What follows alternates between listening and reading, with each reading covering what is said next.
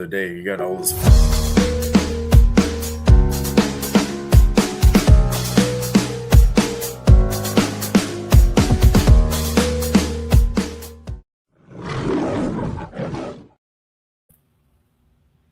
Dylon, it is twice now that this shit has done this to me, and there will not be a third. So that will affectionately be the end of my streaming experience with OBS. Well, I'd like to say it like this, Mike. You're a smart fucking man, okay? It happened twice. Third time is not the charm because you learn from your fucking mistakes. That is correct. And that makes you a smart fucking man. All right, let's see here. Let's do it like this. I remember back in the day, Mike, when my dad would buy me oodles of noodles, and my girlfriend was like, "Why the fuck do you eat noodles?" Right? You know who ate noodles? My dad. Why the fuck did he eat noodles? Because he was a smart fucking man. All right, that's all right.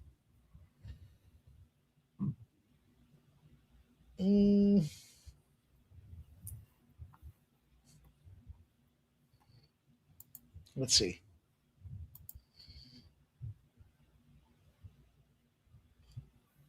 Nothing wants to cooperate with me right now. I want to. Thanks. The chat wants to.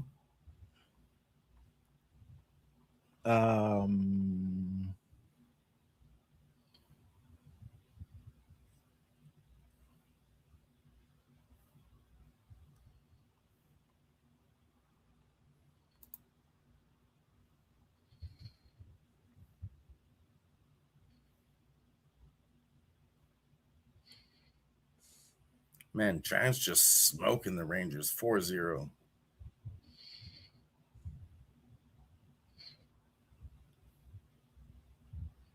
right, we'll do it like that. Fuck it.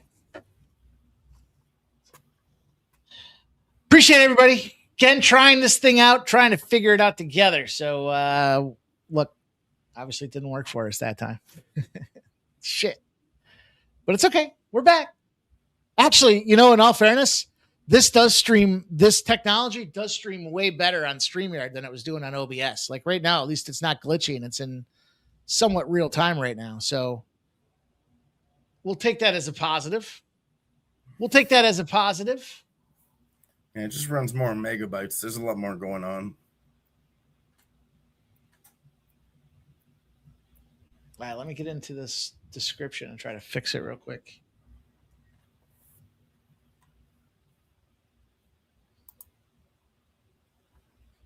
That does suck, though. Getting live and then having an X cancel out.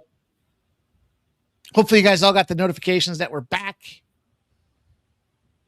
Calls overturned. Padres have 2 challenges remaining. I would have liked to have zoomed in over there to see what was going on.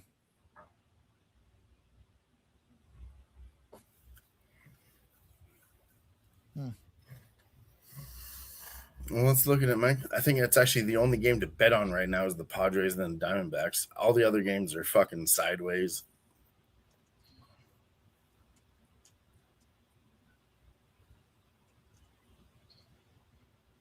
Are they? Giants up 4-0 over the Rangers, bottom of the 8th. Bottom of the 8th, too. Come on. Rays, Rockies, 9-2, top of the 7th. Dodgers losing by 5, 10-5 for the Cubs, top of the 8th. And Blue Jays up 3-1 over the Astros. Honestly, when I look at these games live, Mike, I think the only spot is the one that's 0-0. The Padres Diamondbacks game. The other one, fucking let them go. Seriously. It's the only one that's worth betting right now. Top of the 4th, even game. I don't disagree with you.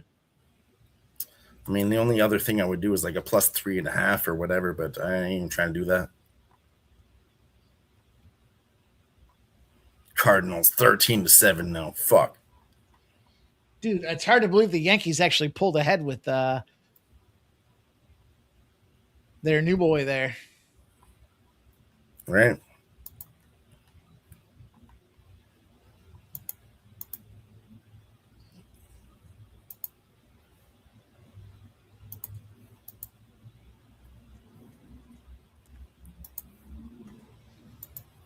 That does suck, everybody.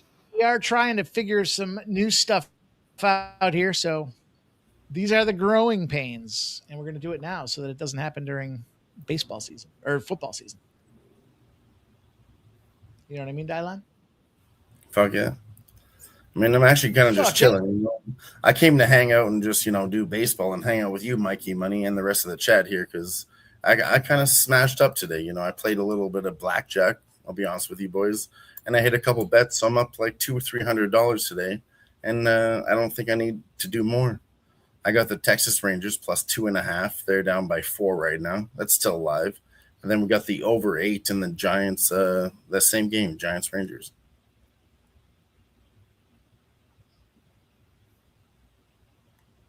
Sounds like you're doing all right. I mean, honestly, I'm probably going to lose all 3 of those bets, but that's fine.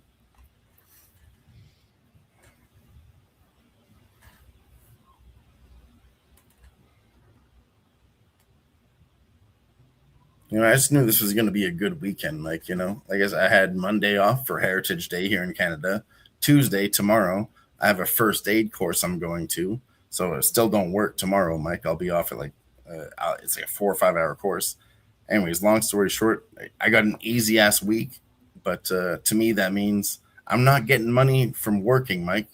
So I've got to make some motherfucking money gambling with the boys. I agree. Manny Machado lines out sharply. Sorry, what'd you say? Not Sharpie, but sharply. Meat dick.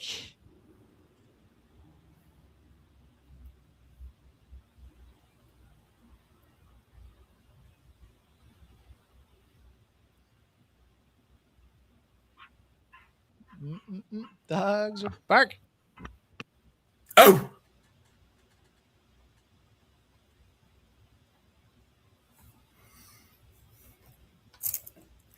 Mike, give me your best dog bark.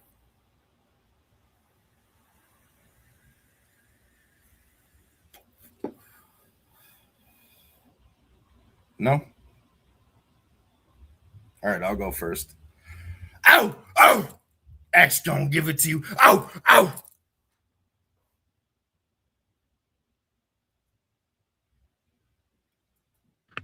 Were you with us that one UFC stream where I was, as we do with UFC streams, I was in the middle of mid crush and I was all wasted and I was like, oh, I'm taking the dog. And then I was fucking barking like an asshole for like 2 hours. And some dickhead in the chat was like, this drunk asshole keeps barking. Otherwise this stream would be a lot better. Did you cash on those dogs? Yeah, we were fucking, dude, I wasn't barking because I was losing. Woke his joke. Tick, tick, boom. I'm coming loud on the radio. I'm talking about loud. Talking about tick, tick, boom. What up, woke his joke? Appreciate all you guys that did find us here again on the second try. We're evaluating new technology and sometimes it just ain't right. But we're going to get there. Right now, we're trying out this new 3D technology for the game with the play-by-play action. Kind of a different way to sync up. Instead of us watching, we can't show the games, right? Regulations as they are, but this gives us an opportunity to do something a little bit different.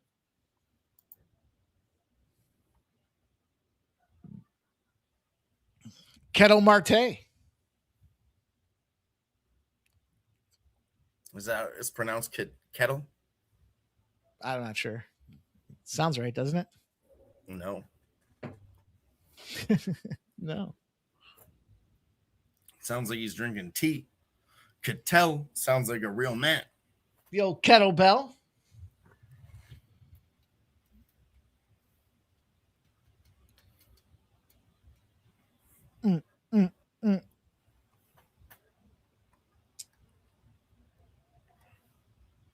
Yeah, I wonder if this does better if I go to the 2D. Because right now I see the 3D with this dude,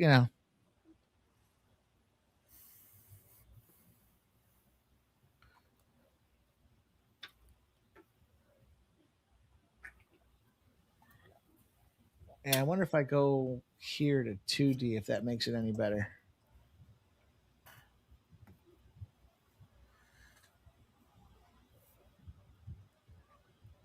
So 2D, we get a little pitcher stat, props, sides, totals.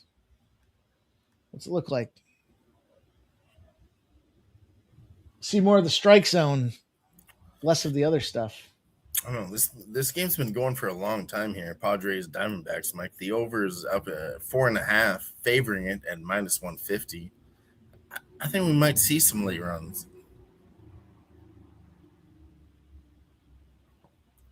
I don't really like -150, obviously, but I think we sit here and wait and hit it when it goes to 4. If it goes to 4. We're getting that. The old kettlebell. Oh, this one's a little bit better. There's some more stats involved with this little setup here. Bottom of the 9th, the Yankees have a hell of a job in front of them if they're going to try to come back for this one.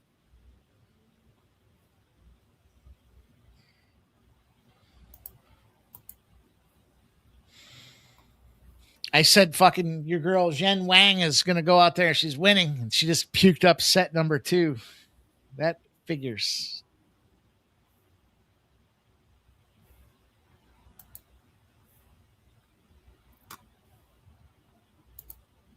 What is she live? -114. I like it.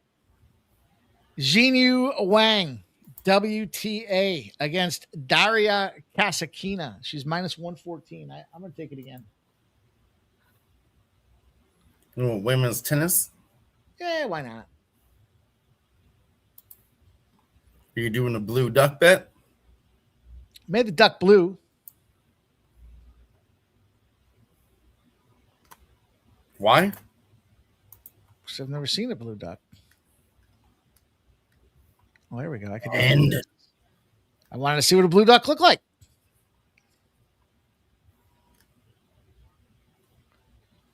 There we go. Trying to find the fucking video. Terrible segue. Is it not here? I don't think it's in this.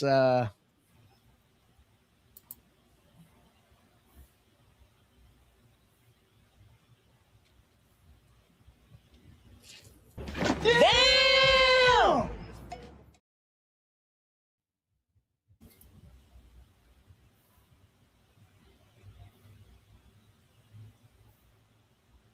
Yeah, well, okay.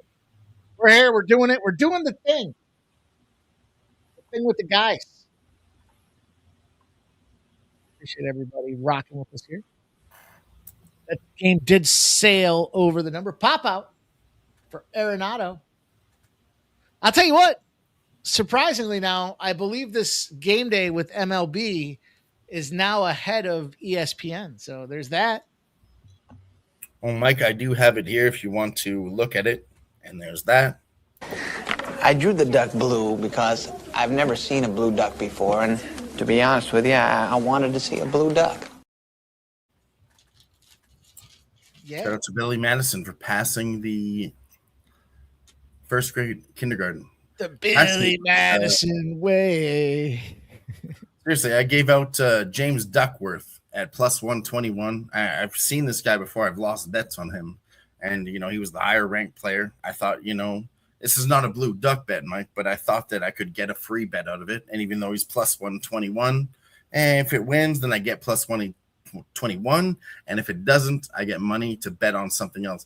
Guess what, Mike? He won. I know we cashed it. We cashed it here. James Duckworth given out by me on tennis, and we slapped it. Yes, sir. I'm not fucking leaving!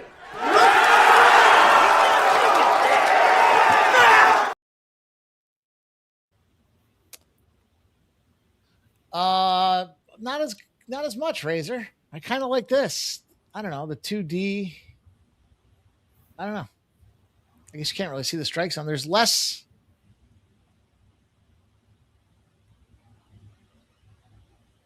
I don't know. I don't know. What do you guys like? You like this view or you like the other one better? I like the stats with the other one, but I do like to see.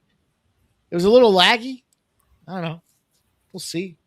I like the poly market numbers at the top. 62% of the bets. I guess that's, I don't know, the odds of winning. I don't know how fucking poly market works now. 62% probability, 39% on the San Diego side of things. I like to see that up there. Yeah, see, that's just making a lot of people a lot of money, Mike. You know, even though the percentages reflect, you know, numbers, you know, but man, you're getting more money on poly markets than you are in sports books because there's more money on the other side. Shout out to Gerardo Hernandez. What up, Gerardo? What up, G? You know, I really want the poly markets, Mike. I want that. I want it, Mike. I want it bad.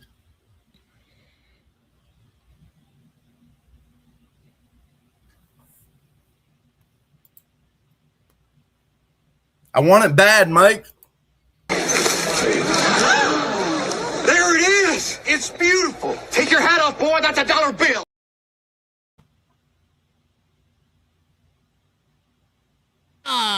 Gets the home run and the 3 ribbies, baby. Let's go. That's what we needed. What'd you get? Little Arizona Diamondbacks. Put 3 on the board, baby. Fuck yeah. Los Serpientes.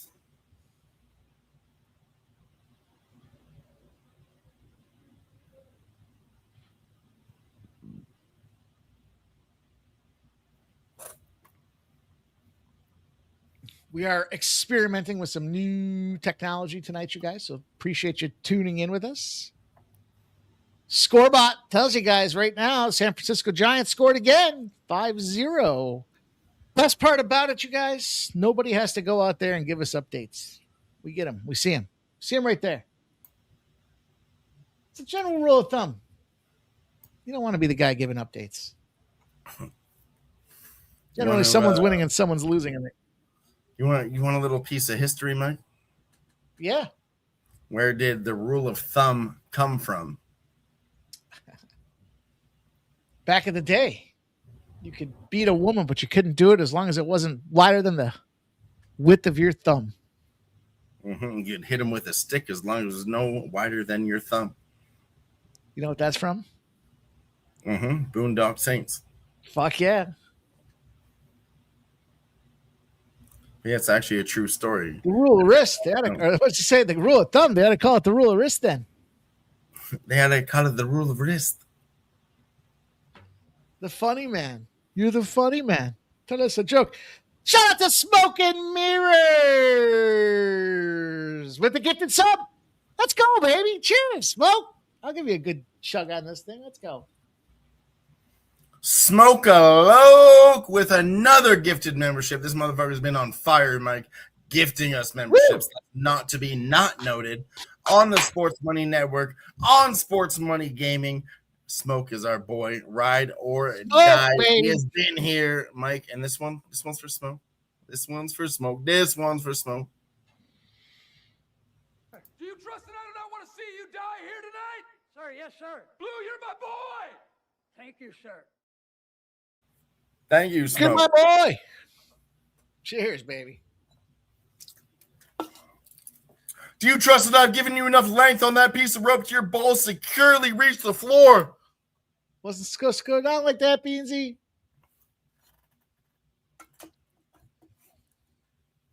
Let's go.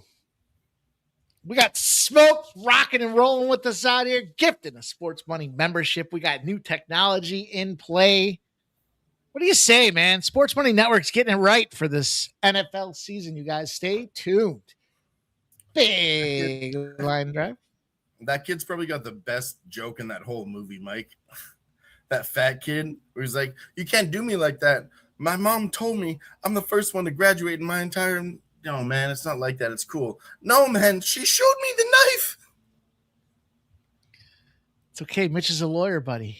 He's going to get him. Oh, in play. Waldschmidt with a banger. See, now I got to figure out how to get the. Oh, maybe I do this. Maybe this little thing down here. What is this? Camera options. Fuck yeah. Where was this thing the whole time? He was there the whole time. There we go. Yeah. Shit, look at Mikey go. Shit. Goddamn, no, this is wild work. Holy We shit! see Look, the strike zone. Mike, sorry to cut you off. Look up there. There's Jeff M eating a hot dog up in the stands.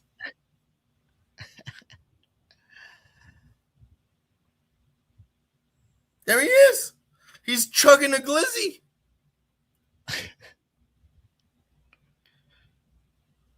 Fan control. What's fan control? Oh, I guess it's supposed to be me.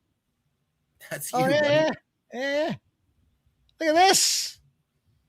Look at this. Mikey's on the field. We'll be playing some fucking games now. Gonna find out tonight. The warm-up action here, huh? They're warming up. Boys. Level 9. We got... Let's go. Look at this. We got the old warm-ups, huh? We get to see them warming up, boys. They said they use all the cameras that are set up at the stadium, all the ones that are run by MLB, and they all wire into this technology so that they use the MLB, the show graphics, but they're using the actual cameras from the field itself. So that's pretty cool shit. What's going on over here? Let's take a look. That's new shit. That's cool as fuck. Let's take a look. What if we zoom out a little bit and see what they're doing from the aerial view, huh? You want to look at the aerial view? It looks like the stands are pretty empty. Pretty empty for a Monday nighter. The batter. I like it. Let's see what it looks like for Jackson Merrill. Oh! Four-seam fastball. It's a ball. Showing terrific plate discipline.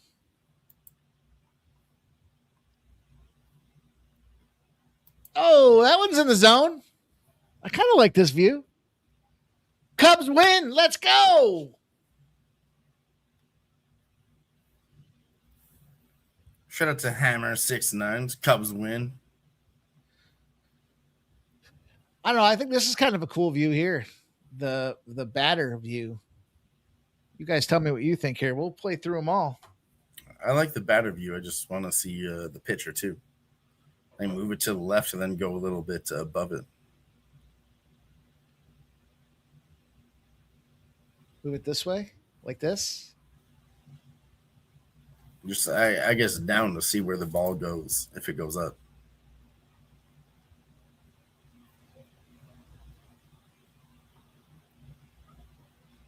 Go behind the batter and look up, I guess is what I'm saying.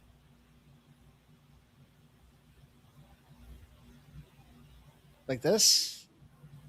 Well, it keeps defaulting me to this. It's inverted, so go up. No, this is fine. Yeah, something like that. Jackson Merrill. That's a foul. Nope. Flies. Hey, JW in the house, king of the scumbags. He says, "What up, good J-Dub? Scumbags." All right, we had that view. We got the pitcher view. Look at this one. What do you think about this one? That's pretty sick, dude. Yeah, sorry. I don't think we put enough emphasis on the fact that JW is here, the king of the scumbags.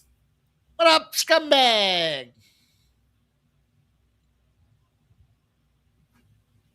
He says this view is pretty cool. Yeah, we got some different technology tonight, J-Dub. We're playing around with it, trying to make sure it's fun experience for all here. I kind of like this one here. Seeing it from the pitcher view. Change up there on the outside. See what it looks like.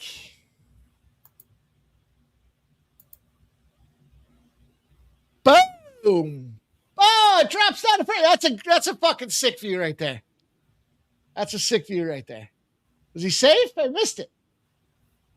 No, doesn't look like it. Doesn't look happy, does he? Mm-hmm.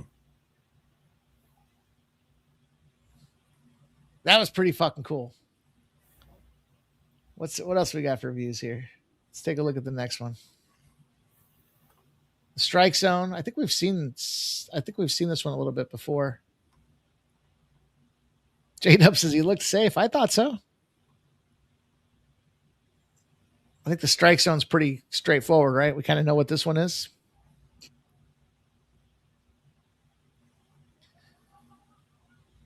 If you guys like that one, what else we got? The action cam. I think the action cam is going to be our best option here. Let's see what this one does. A little zoomed out, but you get to see the full field of play. Bang! Fucking scoreboard off, written away. Big hit, though. Base run, he's going to second. Roll it. Gonna be safe, baby. I think the action cam is the best one. That fucking scoreboard. Can I get this thing out of here? Let's see, I bet you it's in here. Sound off. We don't need that.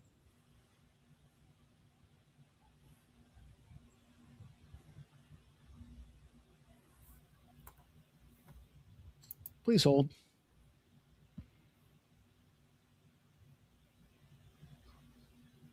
We don't want strike zone. Fuck, I thought he was there. See, Mike, we would have cashed this over, but I mean, who had Texas putting up 0 fucking runs here, you know? That's fucking Texas for you, man.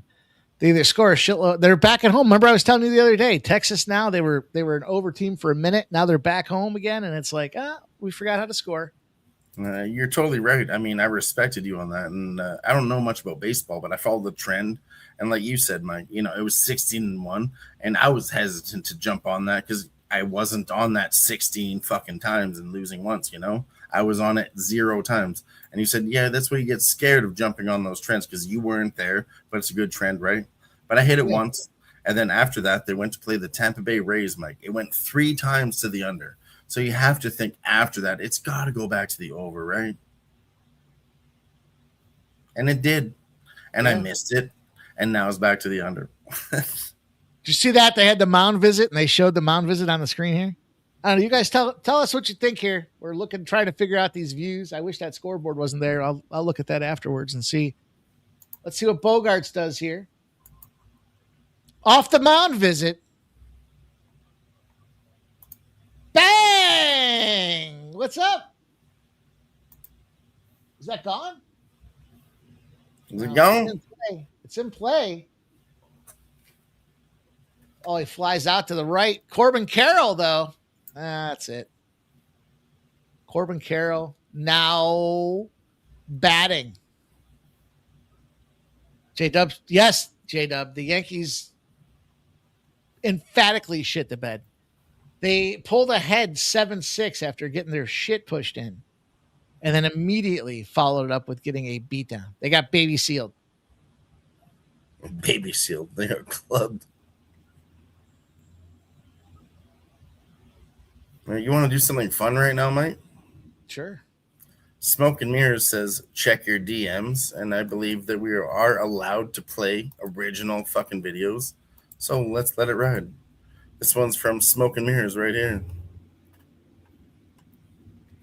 Make it bigger. Make it bigger. Hold on. Give me 1 second. Play around and try to make sure it's a fun experience for us. See it from the picture view. Yeah. Go Smoke. $415 winner on slot. Fuck yeah. Shout out to Smoke. He fucking deserves it, Mike. He done gifted us a lot. That motherfucker deserves that in return. And shout out to Smoke! Torn gifted sports money memberships coming from Smoke and Mirrors. My goodness. Cheers, brother. Mike, you sounded so white. My goodness. My goodness. You know what I'm gonna do? I gotta go get a real shot for that. I'll be right back. Hell yeah. I gotta get a real bottle. Yeah.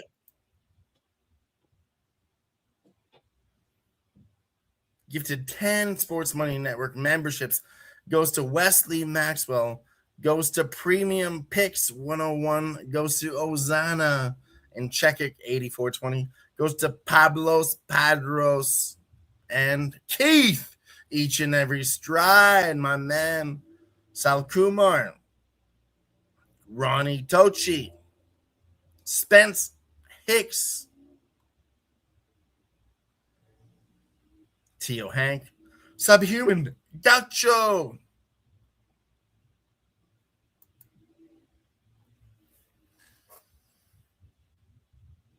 And stop, Gio. I'll wait till Mike gets back and we'll yell about this one too.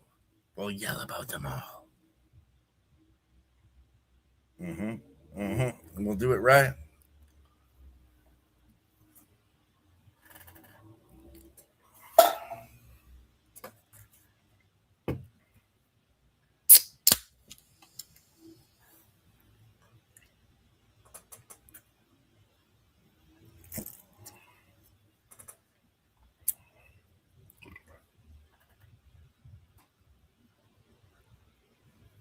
Don't think we ever forgot about you, Stop Gio. You're number 11.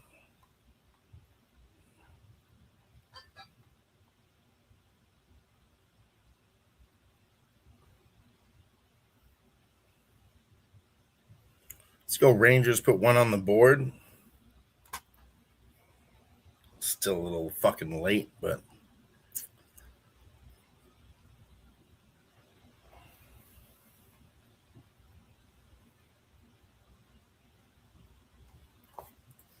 that's 6 runs. We needed 8.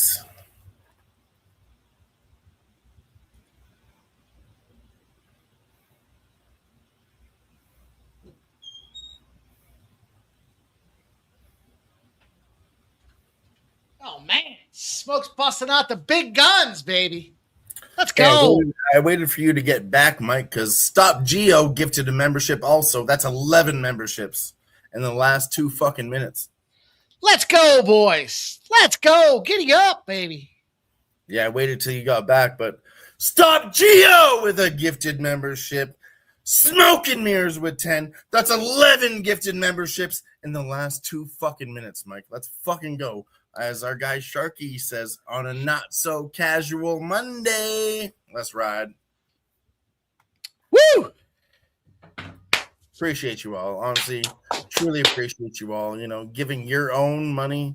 Maybe we made it for you. Maybe you did it by your own personal, hard work at your job. Either way, it doesn't matter. You're showing love. We fucking love you for doing that. Wesley Maxwell, Premium Picks 101. Ozanto, Oz, we'll just call him Oz. Pablos Padros got one. Keith, each every stride. Sakmore MF. Ronnie Otachi. Spencer Hicks. Tio Hank. Subhuman. All got gifted memberships out there.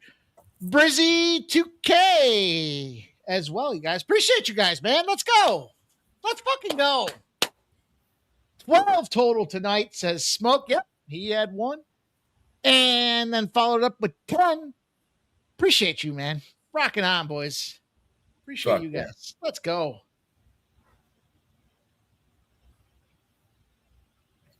I have another shout out here, Mike, if I could.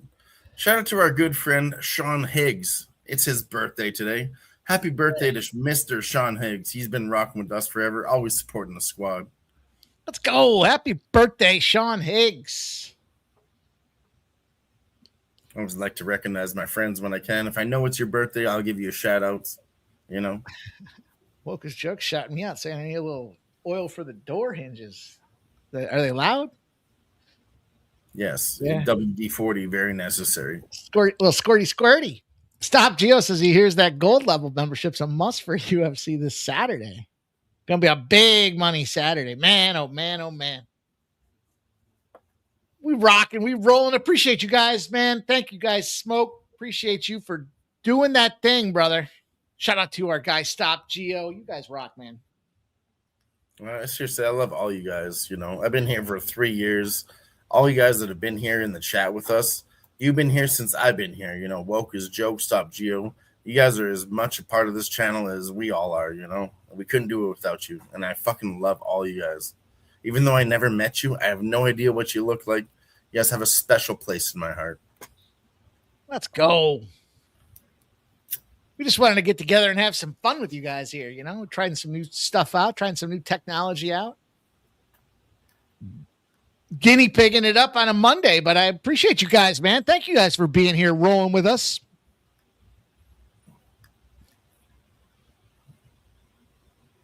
We've been trying to work on some of this stuff for a minute now, and Dial M said, "Hey, you want to go live tonight?" I was like, "Yeah, man, let's do it. Let's have some fun." So here we are, rocking with you guys, trying out the new technology. Hopefully you're enjoying it. I'm having fun with it. Well, I should go back for 1 second if we could. A little rewind, Mike. The UFC here on Saturday. 4 submissions, 8 KOs, 2 decisions. There was only 2 that ended in round 2. All the KOs were round 1, Mike, and we were on all that shit. Like, we crushed that shit on some plus money shit. A lot of round 1 KOs, and we were there for them. And I said that too before my breakdown. I said, man, there's going to be violence. We saw submissions in Abu Dhabi, Mike. And maybe I was a little bit wrong. For sure, I'll take that. Because there was 4 submissions on this card, more than I thought. But 8 KOs, that's more than half the card. And the predictions were correct. Man, we rolled on that card, boys.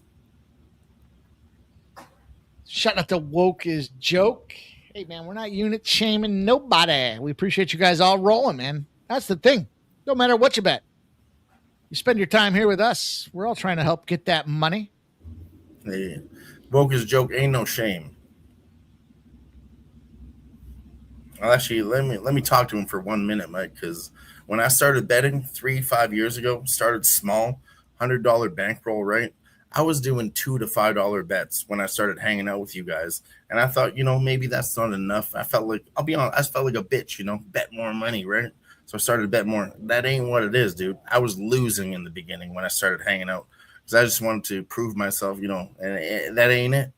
Don't do that. $2 is a lot, If you have $100, Mike, $2 is 2% of your bankroll. You do that 50 times, man, boom, done, And you can do that in one night. As our guy Ick says, bada bing, bada boom. Well, seriously, you got to recognize the value of $1, really. Doesn't seem like much, $2. You could say it, yeah, it ain't shit. But it is. You can't get a bag of chips for $2, Mike. We have to respect the economy. We have to respect the value of $1. Everything is moving up in price. You got to manage your money properly. Cronenworth is now at bat. I don't know if you guys, what do you think? You guys looking for your guys' feedback? We got the action cam. We got the fan control cam. I still don't know much about this one. Let's play with this one for a minute. No, there's not much to play with when the guy fucking throws 93 miles an hour right down the dick. Right down the dick.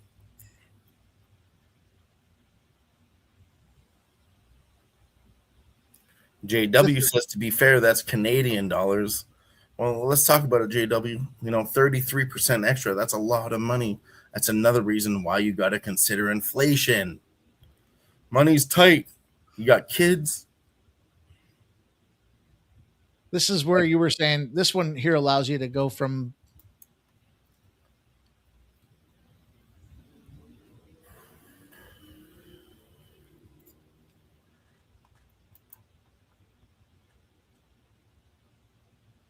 easy over, boys, in that Tampa Bay Rays game, as called out to you guys earlier today.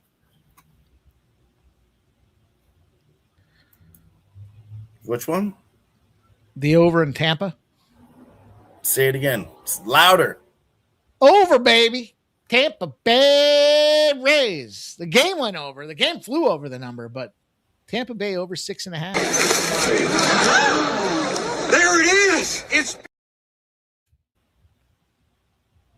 there it is. It's the value of $1, boy. Here's the batter view. We'll go back to this batter view for a minute, see what this looks like. I wish I could get that scoreboard out of it. I'm sure there's a way. Yeah, I dragged that one out. Dang! Look at that. Oh, shit. Look at him going virtual. He's running in virtual time. Run, boy, run. Get out of there, Cronenworth. Grab a fucking seat. Scumbag. And that's going to do it for the 6th inning. Oh, they just sunk into the dirt.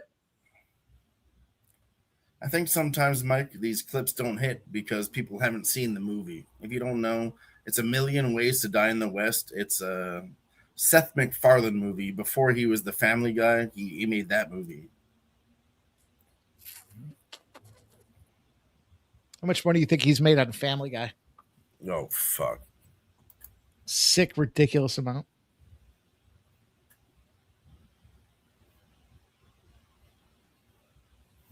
Honestly, it's really not my type of humor, Mike. You know, just cut into those scenes and shit. But before that, he was on like the cartoon scene, winning money in like the fucking championships for shorts on cartoons. Like this guy's been doing that. It's just his style. They fucking warming up with Arenado's ready to go, and they're warming up with him sitting there in the batter's box. Is Arenado trying to get a cheat in here? He's trying to get the timing down as the pitcher's warming up. You see that? I didn't see it, no. He's over there on the right side. Again, these are the cameras tucked in all around the Major League Baseball ballpark. They've fastened them to MLB The Show graphics, and they're giving us this creative little outlet for viewership. So we're trying something different. I like it. These are real. These guys are really in those positions on the field. So, except for the guys that sink into the dirt, like right there, where Arenado sinks into the dirt and then gets back up. I don't think he did that. I'm pretty sure he didn't disappear into the dirt. J-Dub says, "Is this for every game?" It is. It is. Actually, I want to go to, if I could, Mike, to Woke's jokes comments. He wants to do a little segment here. He says, "It grinds my gears when I bet a guy 4 games straight and lose, then fade him on a plus 900 parlay, and he's the guy that screws me. Fuck Chris Home." Dude, it's a story of the life in the RBI business. I'll play a guy to get an RBI 2 or 3 times. He won't get it. And then I won't get him. And then I'll get 3 of them. It's like, what the fuck? How'd that just happen? There you go. You guys don't forget the score bot in the chat. It'll show you right now on Kick. Colorado Rockies scored. Now 13-6 in the bottom of the 9th. A lot of work to do for the Rockies to try to come back in that game. Can we get somebody to win in a 13-run league? Can we get it? No, we can't, because there ain't no 13-run league. It's the 16-run league. I was going to say 13. Also, we talked about it on, I think it was Saturday, right, Dylan? I was pretty fucked up on Saturday. Me too. We're looking for your guys' ideas for contests. Big bang. Oh, that's a foul. Foul tip. Big bang. We're looking for big options for you guys here. We want to get some contests going for the fall. We talked about some NFL contest. A reminder that we will be doing the Survivor again. Everybody can go and enter in the NFL Survivor at the SCN. Just another validation point. Some of you guys are like, oh, do they really pay out? Yes, they do. I just won the World Cup contest. Not a ton of cash. I don't know, $100 or whatever, $120, but it was a free contest. And they paid me within, the contest, the World Cup ended like 2 weeks ago, and they just paid me. So within 2 weeks, it seems like the turnaround cash comes into your bank account. So that was a free entry, and they paid me. You know, they got like $250,000 on the line for the NFL Survivor. Arenado, foul. J-Dub says women's college volleyball. So listen, I am going to follow women's college volleyball. I'm having a tough time finding a place to play it. Over 1.5 wrist injuries.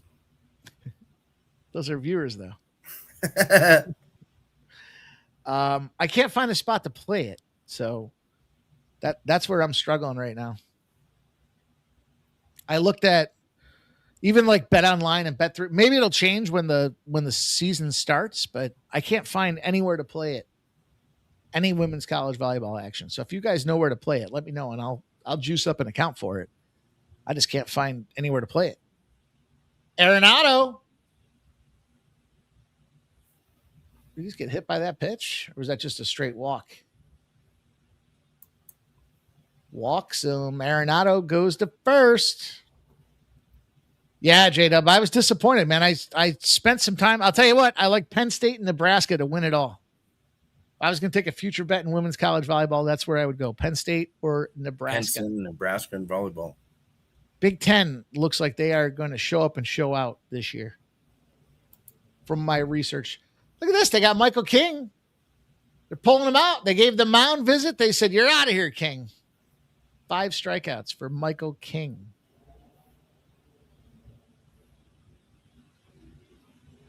That annoying chick on ESPN radio bets women's college lacrosse and made big. I can't find it anywhere.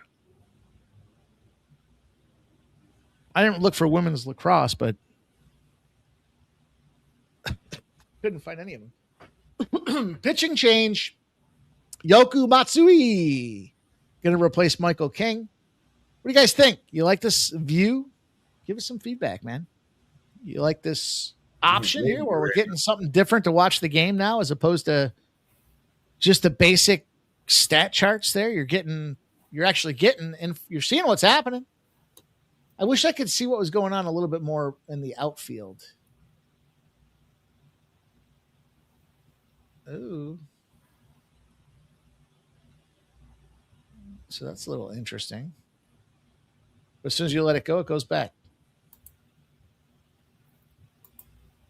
I like that it kind of shows you they're warming up. J-Dub says these views are pretty legit. Appreciate that. Woke as Joke loves the view. Cool.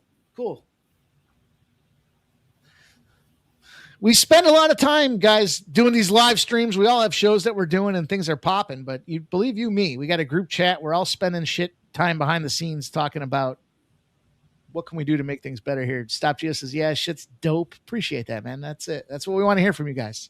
We're moving in the right direction. We want you to tell us. We do believe the elimination of spoiler alerts for the NFL is going to be a game changer. The clips that we're going to generate with the 1K challenge is going to be a lot of fun. We're going to do this for baseball games, I think, for the remainder of the season. So we'll keep it going. We got new clips, man. I worked on a lot of them, Mike, and I'll run another one right now just because it's fucking hilarious. Yeah, I can. No, you can't. Yes, I can. No, you can't. Yeah, I do, man. I could nick the fuck out of a big, nice sweater. What's that one from? One of my favorite movies. It was Tracy Morgan and Bruce Willis, Cop Out. Did you see that dude bunted right there? Did you see the bunt on screen? No, he didn't. He bunted, and then he got the first, but that was the guy that hit the homer. The guy that cracked the homer bunted. He's taking a little lead off there on first. You see that? Unreal. Oh, this is Tawa.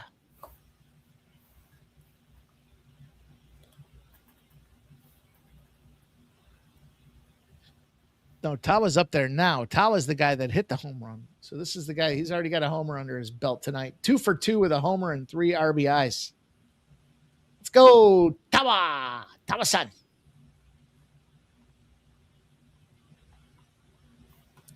J-Dub says definitely missed the Beverly Hills Ninja clips. J-Dub, the funny part about those, I was doing something the other day. I was trying to upload like previous clips or something, and it popped up on YouTube as one of the frequently visited sites, and it was that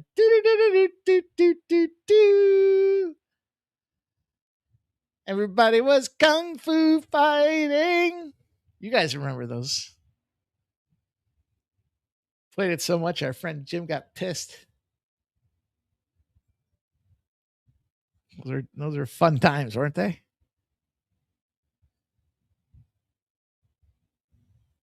Tawa. 2 for 2. 1 ball, 2 strikes. Foul tip.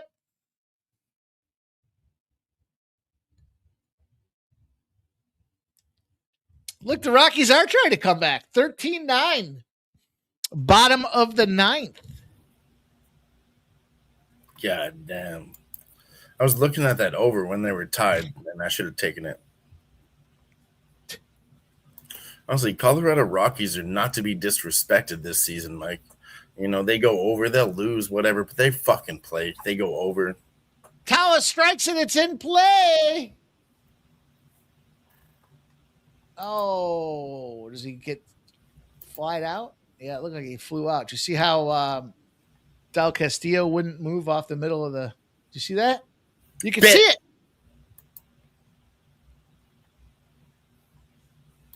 I like that it gives a little update out there, too, about what just happened as well. So you can kind of...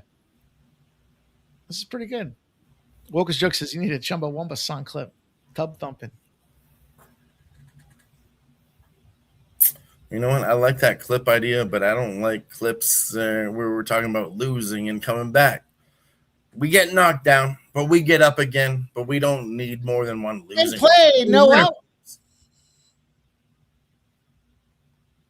See, I wonder if are we missing anything by having it set up like this? Still can't. Oh, Matsui ran to home to try to.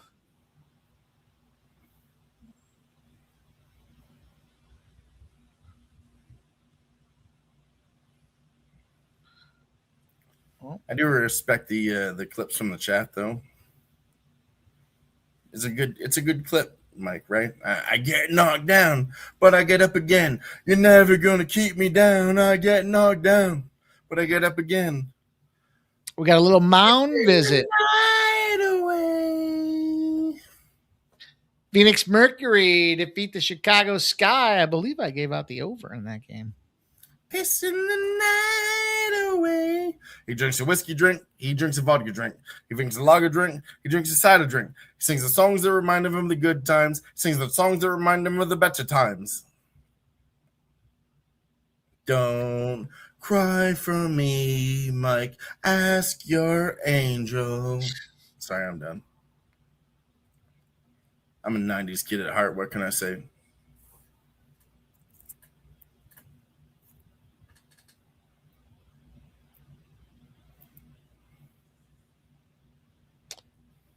Pretty sure I just went 3-0 again in the W tonight.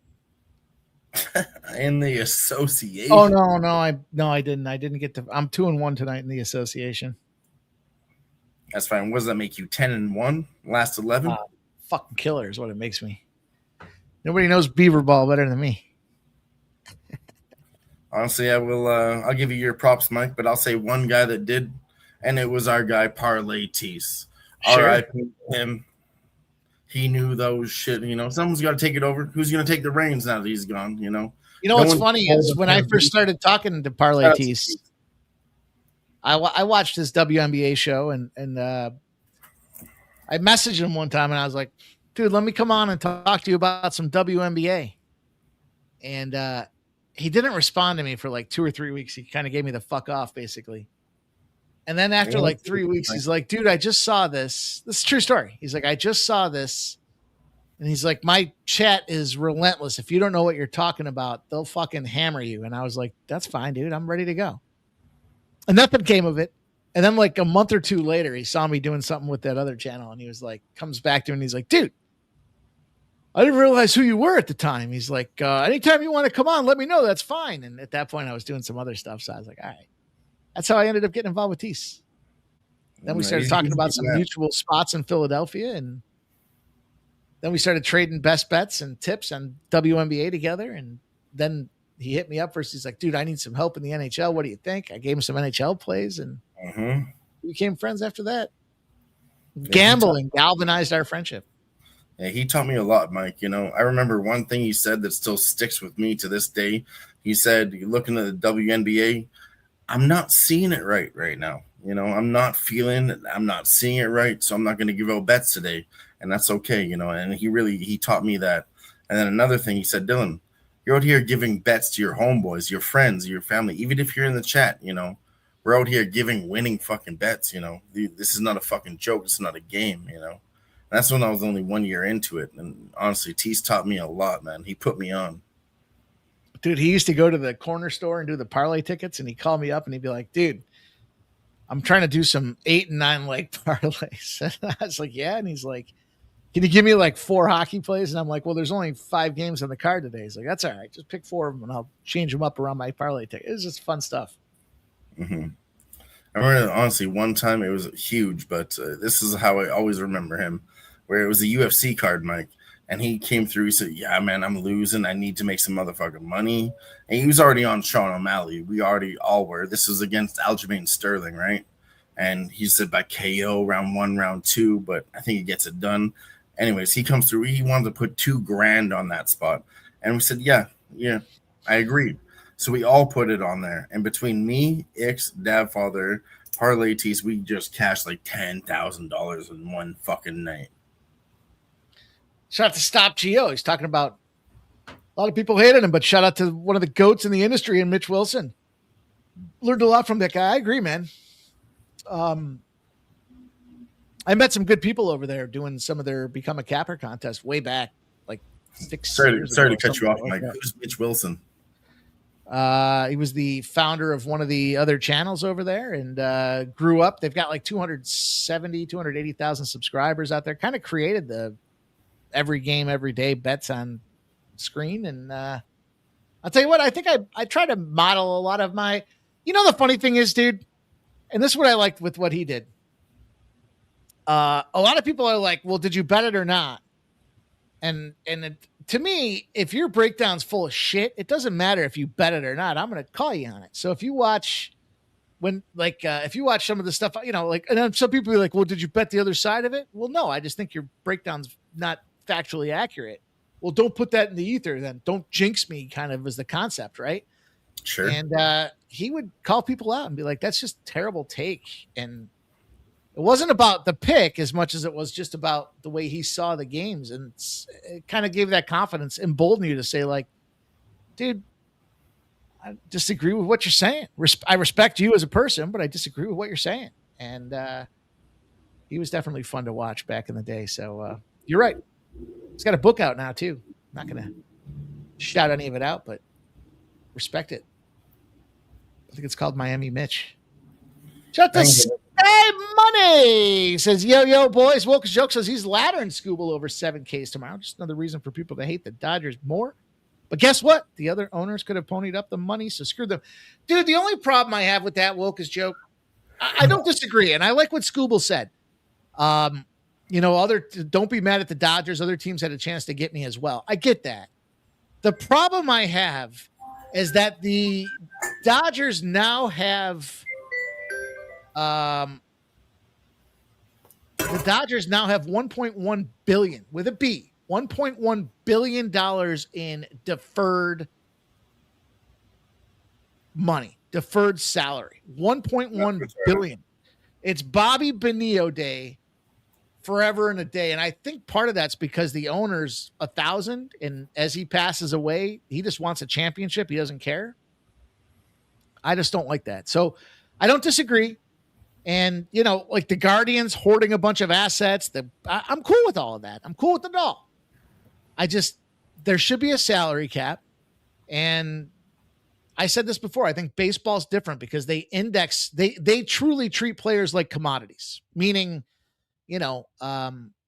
these players have certain worth and there's a valuation. It's like if you have a bunch of rental properties, right? If you're a landlord or if you're an investment person, and you have a bunch of rental properties and stuff, you're not going to go sell a property that's worth $250,000 for $100,000 unless you're trading it up for something else. So they treat it like that. Sky Money says, just wonder what Big Mike does for work. That's it, dude. You're looking at it right here. Live, real time. And I come live with you guys almost every day, except for Sunday until the NFL season.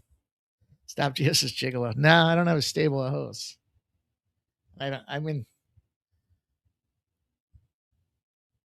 smash for cash if the option exists, but I'm a hustler, baby. Hustler, baby. Just want you to know. Woke Joke says you're 100% right. Nobody in China or Japan is buying Detroit Tigers Scooble jerseys. Yeah, To me, I love the baseball trade deadline because there's so much more movement than anywhere. It was only like 6 years ago that the NFL used to say they didn't want to make moves at the deadline. That's why there was so little movement, because they said it takes too long for players to pick up the playbook and figure out what's going on. So that's why you never really saw a bunch of moves, because there was that thought process that our system is so unique and defined that you can't be a geek off the street, right? But now we're starting to see it more across sports. You bring some of these players in. I mean, if you're a fucking wide receiver, how hard is it to go run a fly pattern? You got to get the timing down with the quarterback, but it's your job to slow down or speed up to catch the ball. But baseball is pretty cool because they do have all that movement. I just don't like the fact that the Dodgers can defer $1.1 billion in salary. That they're paying Ohtani. I forgot what I might have bookmarked it to talk about it later, but it's like they're paying that dude until like 2047. That dude's going to be getting paid for the next 21 years. And it's like $1 million a year, 2 million. I don't know what the number is, but it's bullshit. If that was a football player, you'd have to pay that dude $47 million a year. If it was a quarterback, if it was like a Patrick Mahomes, Ohtani, Mahomes, not too far a stretch to compare the two, even though they're playing in different planes.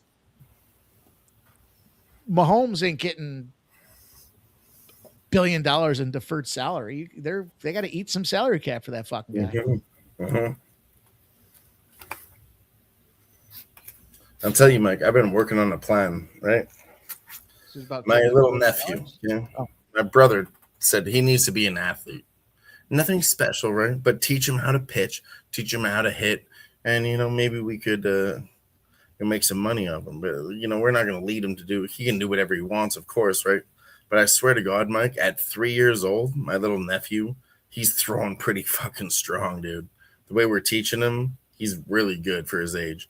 I can't remember when I was 3 years old and I could fucking throw like that or jump on a skateboard with balance. I mean, kids are, they're getting better with their age and everything's advancing in the future. But man, you teach them when they're young, Mike, there's no limits to the things these people can do. I agree. Like, I'm a snowboarder. I'm on a mountain. And I see this 5-year-old rip up a fucking jump, Mike. He jumps off it, quarter pipe spin, and I'm like, I can't even do that shit. Holy fuck. Yeah, you got to start them when they're young.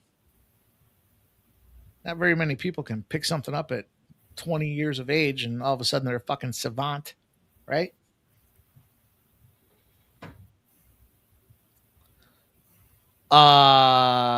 Sky. That's a complicated question, my friend. I used to deal with international sales and stuff, so I made a lot of money before I started betting a lot of money. But I'll tell you this, you got to keep a record. And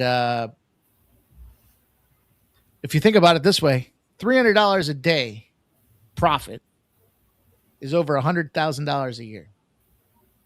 And I'll tell you this, after being on, what's he saying? Sorry, Mike. That's actually really good math. $300 a day, $100,000 a year profit. Yeah, that's good math. I've been, what's he saying? Wolf of Wall Street. I've been a rich man and a poor man. I'd rather be a rich man. Yeah, I agree with that. But $100,000 a year is fucking average median income of a average family or person in the U.S. these days. So, you're going to have good days and bad days, but some people look to build their bankroll and they want to grow it, right? I want to grow my bankroll and I'm betting $50 a game right now, but if I get to a certain point, I'll start betting $100 a game. I just look at, can you make $300 a day? And you'll have some days where you don't, and then you'll have some days like UFC Saturdays. You know what? Pick up $7,000 on a UFC Saturday. When you keep trying to move your money and going up and up and up, you're just gonna fuck up at one point. I would say honestly, keep it the same, Mike. Have let's say you have a $10,000 bankroll, you make $100 bets, right? You have $1,000, you make $10 bets, and just stick to that because there's nothing wrong with that. That's percentages. That's managing your fucking money. Anyone that's, you feel like it's a cheap bet, there's no unit shaming. That's what I learned about being with you guys, Mike. No unit shaming. Because like I said, when I started, Mike, I was doing $2 bets, but plus 500s and trying to roll it over. I still had $200 in my UFC account, right? But if I bet $2 to $5, I could lose that shit pretty quick.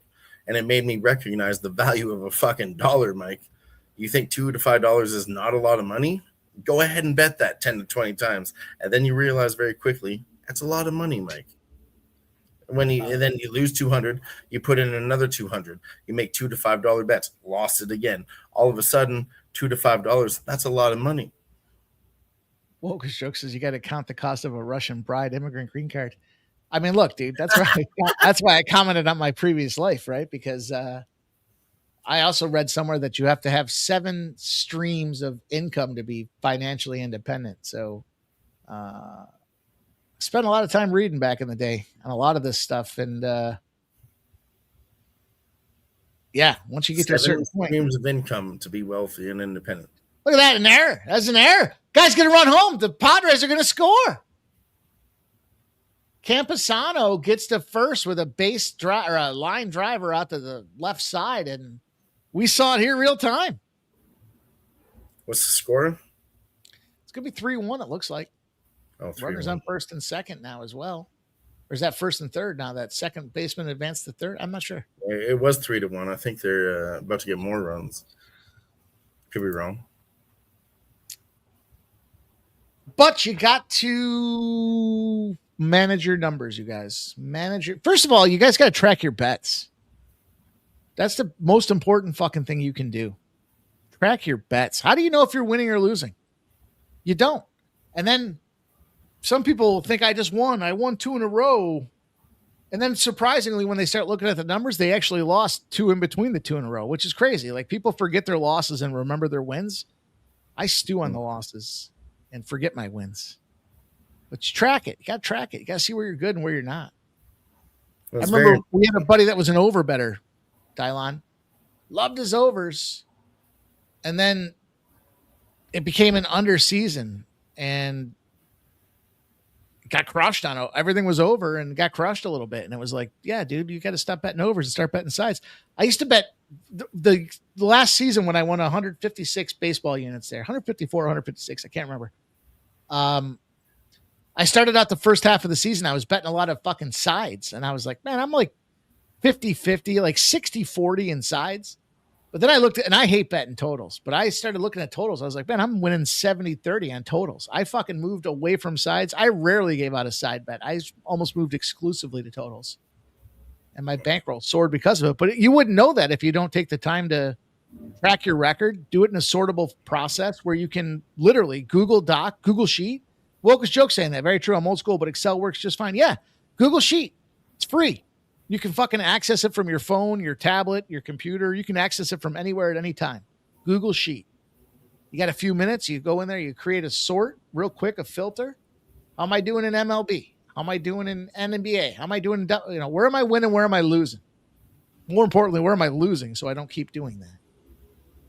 But you don't know that. And if you like betting props and you suck at props and the numbers show you're down 12 units in props, you're not going to know that until you're able to go and sort that information and figure out what are you winning and losing at. And why wouldn't you want to know that? Mm-hmm. Fucking NASCAR drivers, Dylon, they go around the track. They know I'm good at this particular turf and this particular track and this particular condition. Golfers.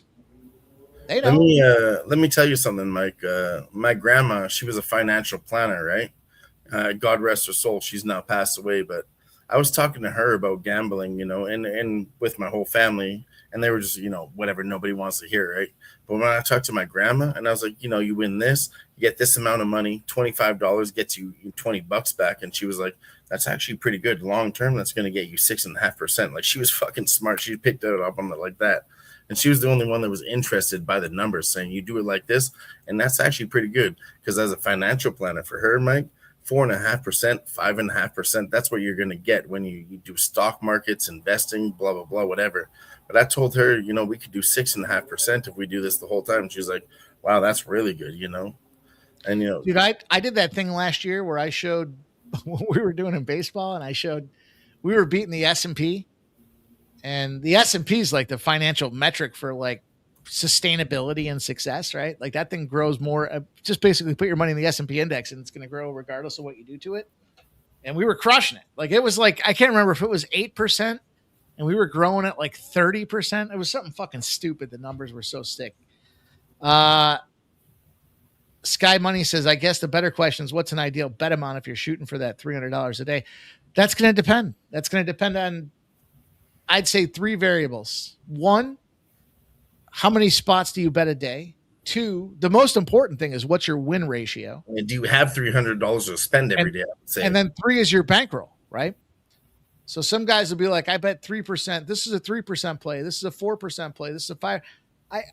There's a lot of channels out there that do that shit. And I'm like, I don't get that, because some people will say if you flat bet every day, you can't win. I disagree. If you flat bet every day and you're a winner, you're going to build bankroll over time.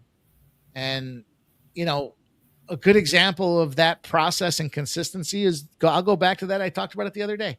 It lost in this case, but it's still a good example of way to manage the approaches. You look at that Minnesota Twins and, who the fuck were they playing? Kansas City Royals last week. Kansas City lost 2 of 3 games in that series. They were plus 150 pretty much every game. And they lost 2 of the 3 games in the bottom of the 9th inning with 2 outs. That sucks. That's baseball. But the net result was you lost 0.2 units if you bet those suckers every single game or something like that. I forgot how it exactly worked out, but that's basically, and the same thing with the Texas Rangers in the Tampa Bay series.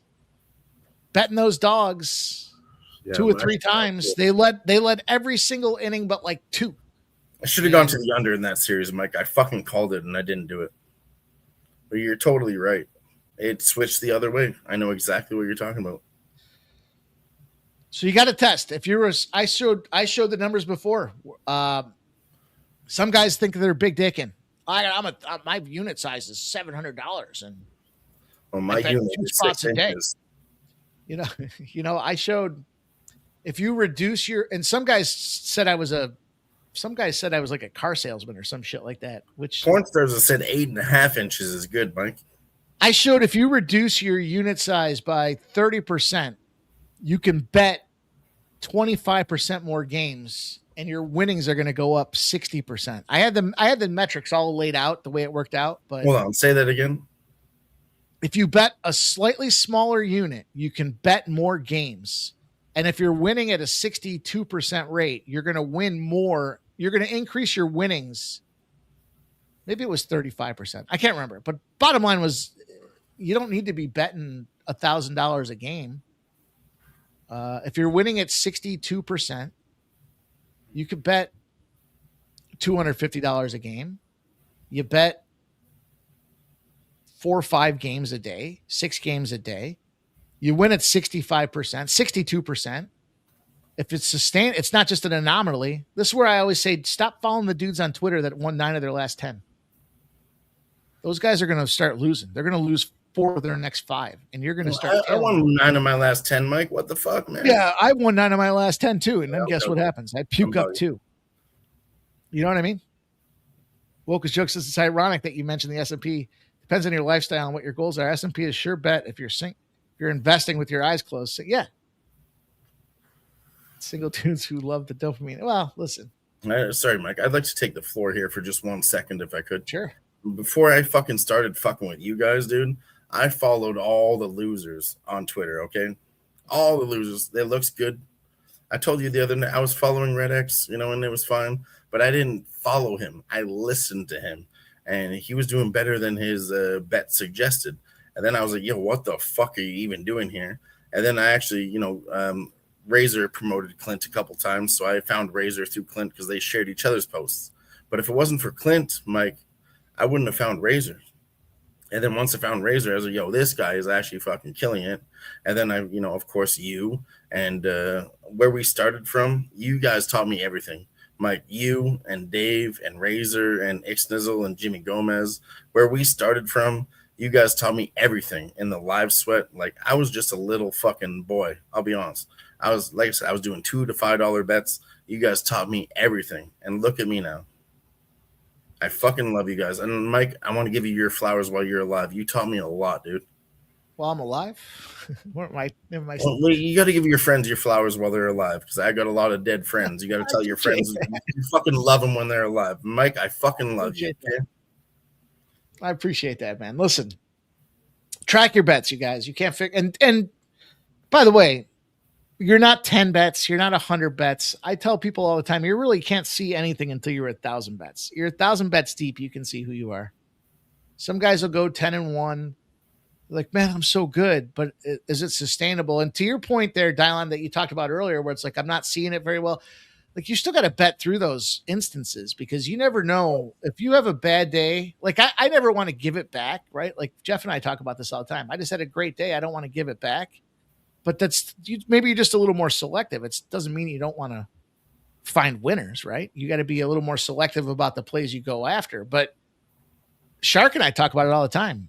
If I got a 1-4 day in baseball, I'm not going to get scared the next day because I'm not seeing it well. It just means that I'm probably likely to go 4-1 the next day. And so you got to ride those, but you don't know that if you don't track your action. So you might just be bad and you're 1-4 today, and you're 1-4 tomorrow, and you're 1-4 on Saturday, and you're 1-4 on Sunday, and you're just not good.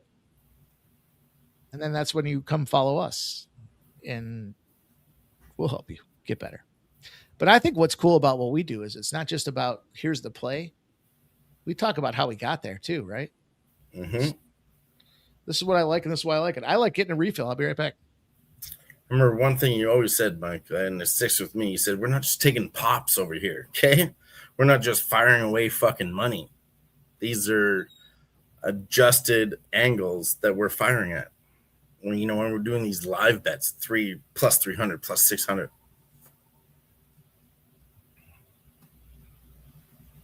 Woker's joke says, "Yeah, little bright dudes, and this is to be great at some point. AJ will control the betting nation, whether you like it or not."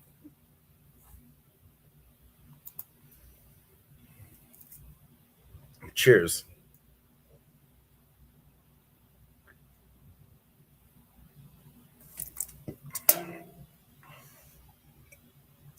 We got the Arizona Diamondbacks 3-1 versus San Diego Padres, bottom of the 7th.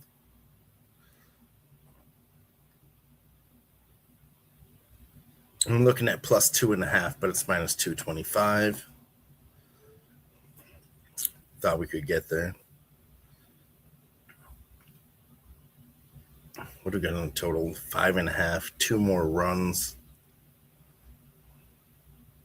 I think it might go over.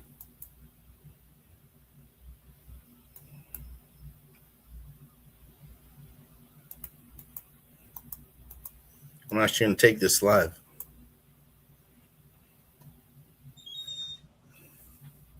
Oh, there's the squeaky hinges. Mike's back. Hey, it is squeaky. Now that you guys said it, yeah, they're squeaky. It's actually probably the middle hinge. But anyways, I'm taking the over 5.5, Mike, here. Padres, Serpientes. 4 runs right now. Bottom of the 7th, man on first, 1 out. I think they can get 2 more runs here. Minus 105. Oh, the other thing I was thinking that I do. Just thinking of some stuff that not everyone talks about, right? Shoot it. I bet Monday to Sunday. And that was because gambling wasn't always legal. So locals, the local bookman, Sunday was closeout day.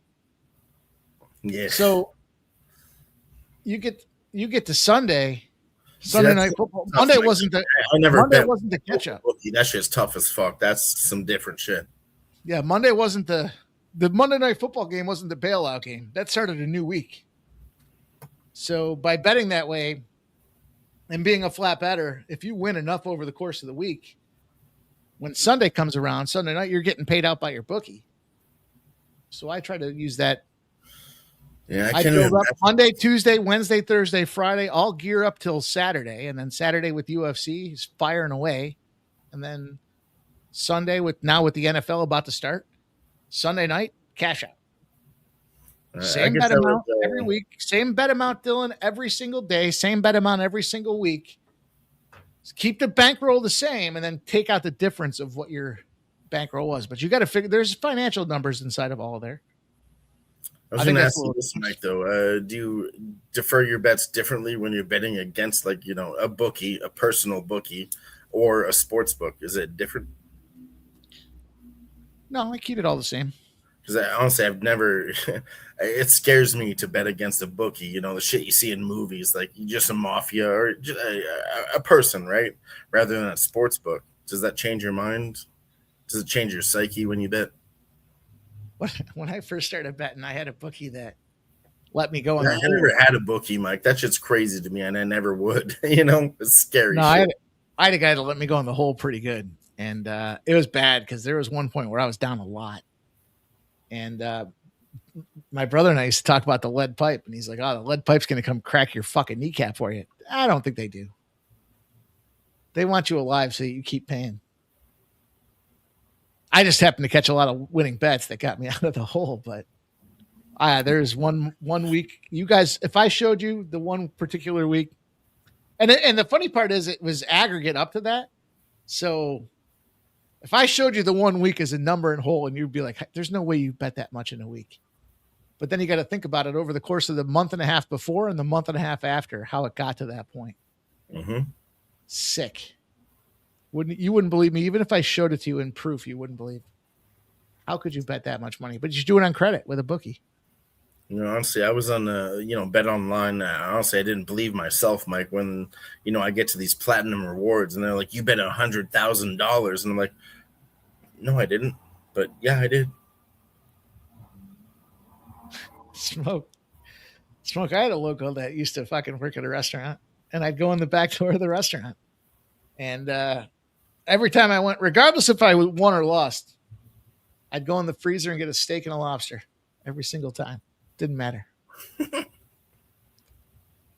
Big base hit for the Diamondbacks. They go to first base. Yeah, I used to get a fucking 8-ounce lobster tail and a fucking 24-ounce ribeye. Fuck them. Shout out to Nasty Nate in the chat. He said, "I've had a couple." But my boy Nasty Nate, me and him in Las Vegas played some blackjack, Mike, and I tell you, he was really good. Nasty Nate, me and him were running a table, and then he's like, "Hold on, Dylan, let me take this table by myself." And he ran that shit up to like $200 in 2 minutes. But Nasty Nate, I won $200 on blackjack tonight. It's still my game. Fucking love you. Here's your boy Kettle, the old kettlebell. Cattell. I haven't changed the view yet in a minute here. What do you guys think? Kmart. Kmart. It's in play. Downfield. Wokus jokes that I used to bet this dude regularly in darts. Hammered one night, lost $400 and only making $35K a year then. That hurt.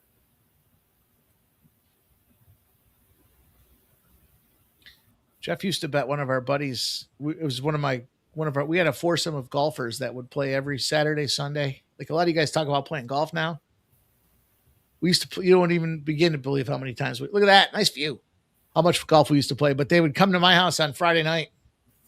I had the entertainment center in the basement there, the pool to billiard table and the dartboards, bar set up, big screen TV, Nintendo Wii's, whatever. Didn't matter. Nintendo Wii. And Jeff and this dude would get lit, and we'd all go to bed 2-3 in the morning because we'd have like a 7 a.m. tea time. And when everyone went to bed, this one dude liked to try to play Jeff for pool. So they'd play pool till like 4, 5, 6 in the morning, till the dude literally lost his whole paycheck. And then he would tell Jeff, "All right, we're going to go." It'd be like 6 in the morning and be like, "All right, we're going to go outside and fucking, I'm going to try to choke you out now. I'll give you the money, but if I choke you out, you don't get it." So they would go outside and fucking wrestle around. Crazy. Did Jeff win? Yeah. Yeah, they don't call him MMA Jeff for nothing. Yeah, Jeff's good at choking dudes out. But he's got that ability to get that thing wrapped around and put you on the ground. Next thing you know, you wake up 10 minutes later going, what happened? Why's everyone looking at me?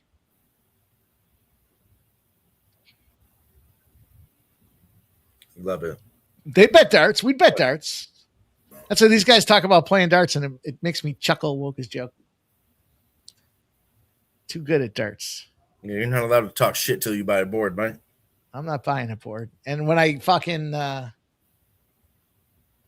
used to play darts, and dudes would get so mad that they'd fucking fight me. Well, you want that. I was at my one boy's house, and his buddy, I'd kick his boy's ass, and his boy would start getting mad and start trying to talk shit. And then I'd start just not even looking and throwing. Oh, you asshole. Yeah. That dude got that dude twice. And it's funny because there was like 7 years in between when I saw him again, and we went to a picnic, and my boy's like, he's going to be there.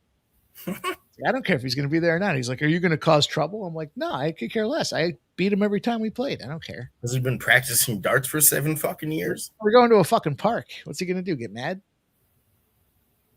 You got mad. Pussy. It was awkward for a while. Real awkward. Then we got all fucked up together, and it was cool. He just told me I talk pussy anymore. That's a real man. You talk too much shit. You just get in my head and get me pissed. Well, yeah, that's Mike. He's not wrong. You are a shit talker, dude. what are you gonna do? What are you talking shit for? You're not talking shit to get in someone's head. People's heads, Mike. Oh, did you see Song? Was he trying to bunt there and he missed it? Did you see that? No. We got the pitcher cam set up right now. There's nothing wrong with that. That's why we're competitive, you know? Here it comes. High and outside. I asked you guys earlier, you like the pitcher cam? You like the strike zone? Here comes the strike zone.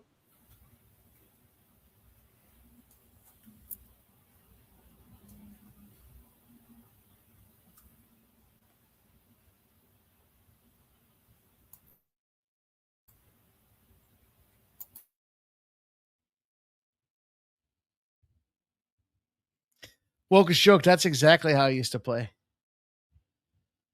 I'd crush triple 20s until you fucking closed them out. And then after you closed out triple 20s, I'd close out triple 19s until you fucking closed them out. And then triple and I just keep hitting the same numbers. You close every other number out on the board, it don't matter. But if I got 500 points on you, you're not going to beat me. And you're going to get so mad, you're out of your game anyways.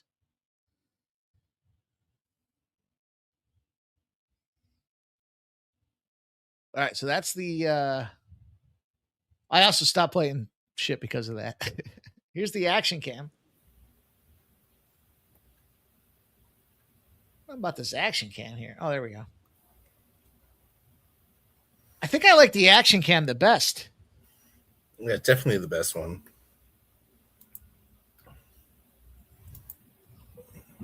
I wish I could get rid of the scoreboard or shrink it down a little bit.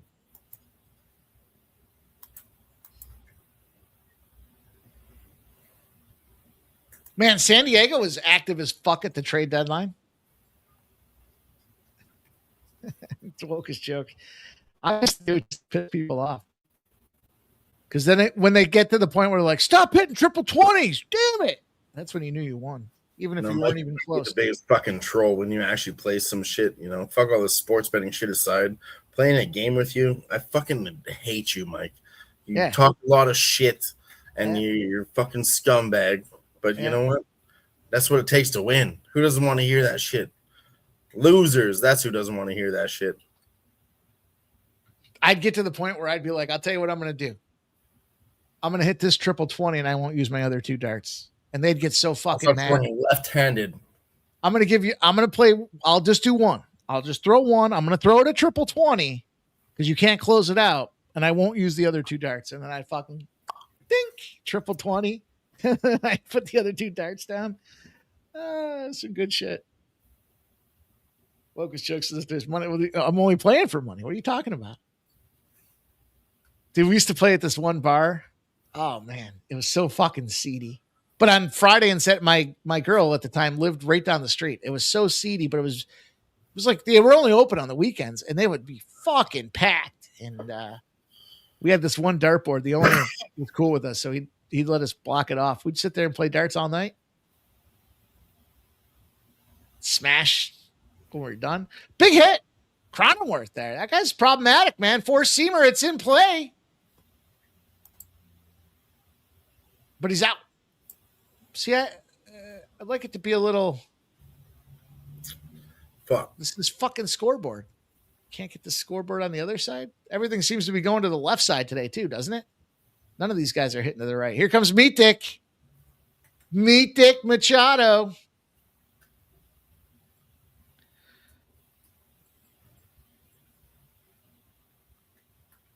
Oh, he stepped into it too. Woo! Fuck. Foul tip.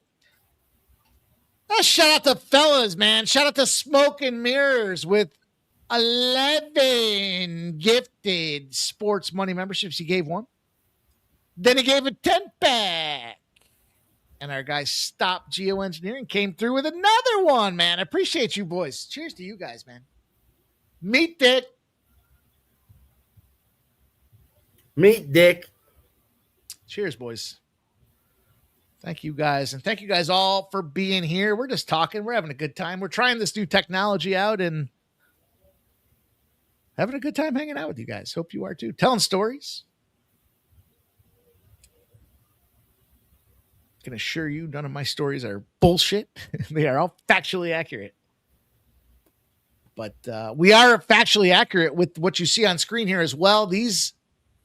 This technology has all of the MLB cameras in the stadium wired together to produce a MLB, what's it called? The Zone. MLB The Zone. I forgot for a second there.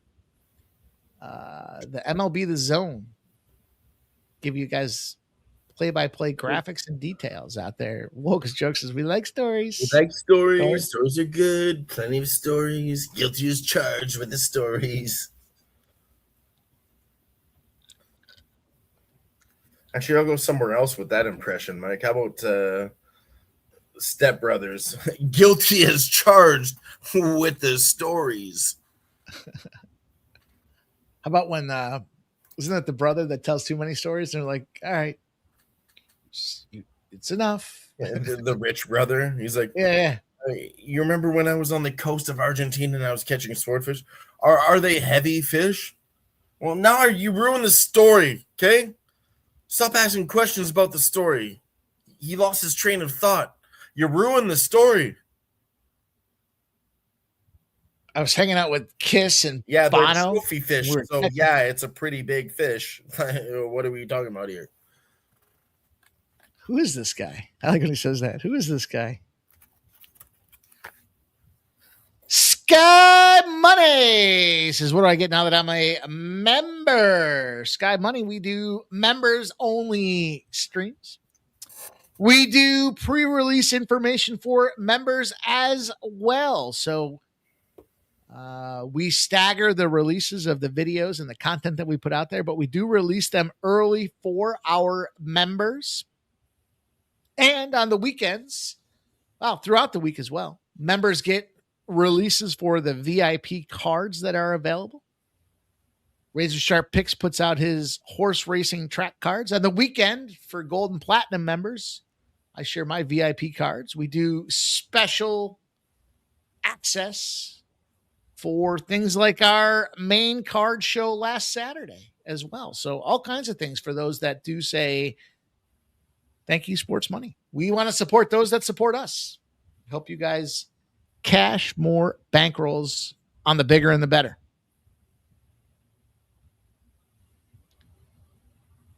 Fuck yeah. And more content coming soon. We got a lot of ideas. Make sure you stay tuned. It is going to pay off. We do have a lot more in the works. Arenado finds that seam in between first and second base and gets his ass to first base. Also, we do like to take the opportunity for those of you guys that do become members of Sports Money, and we like to try to do things like this, where this technology isn't free. We want to invest in giving you guys a better viewing experience so that while we're talking stories and we're giving out live bets, it's a better viewing experience all around. So, Nasty Nate, that's because you're not a gold member. Nasty Nate, if it was up to me, UFC would only be available for platinum members. It's not, fortunately for everybody, up to me, because that should be a fucking premium pay-per-view affair. But it's gold and platinum members for that Saturday. We'll do that again, but maybe not this week. What's up, Lucky? Come here.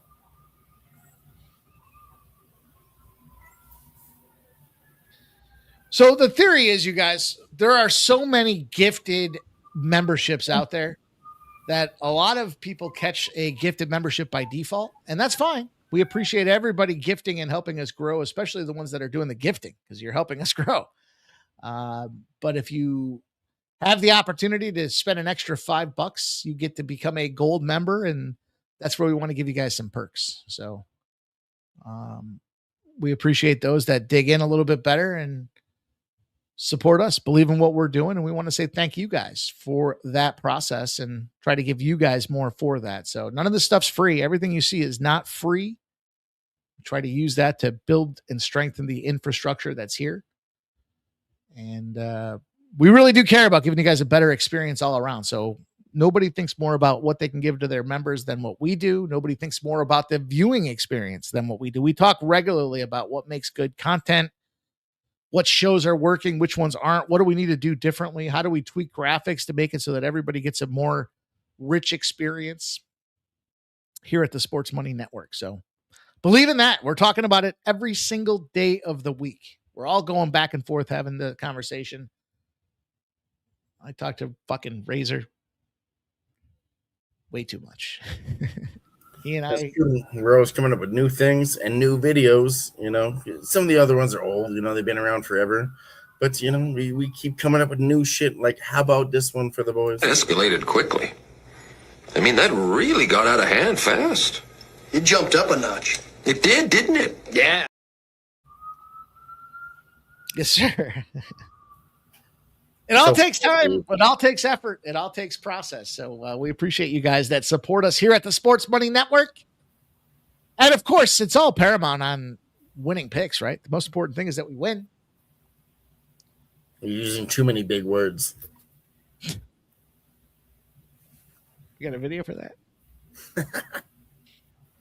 Also, you guys, for what it's worth, and do check it out, every single day we're putting out free video content. Now, we get jacked up because we like to see, well, we want to see them win. We like to see the views that they get as well. So we're tracking it. We're monitoring it every single day. We want to try to find the spots that are most important to you guys. So give us feedback. You know, if we give you a home run prop and you're like, I don't really like home run plays, that's fine. Tell us what you do like. You'd rather see, I don't know, total bases. I just tried a total base prop. It was huge plus money. Just put $2 on it instead of 5 or 10. Fuck. But it's all about trying to build more for this community as we try to bring more people together to help everybody win more sports bets. So do check out those free plays. The videos are out there every single day. Ramon Scott's giving best bets. He does Del Mar Racing. We've got shorts every single day. We've got props, trends, traps.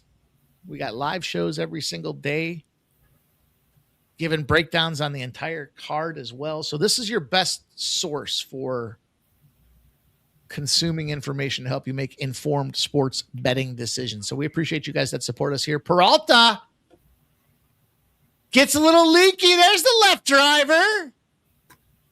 That's going to drive in a run. That's going to drive it in, baby. Oh, and he's going to get two. Take two.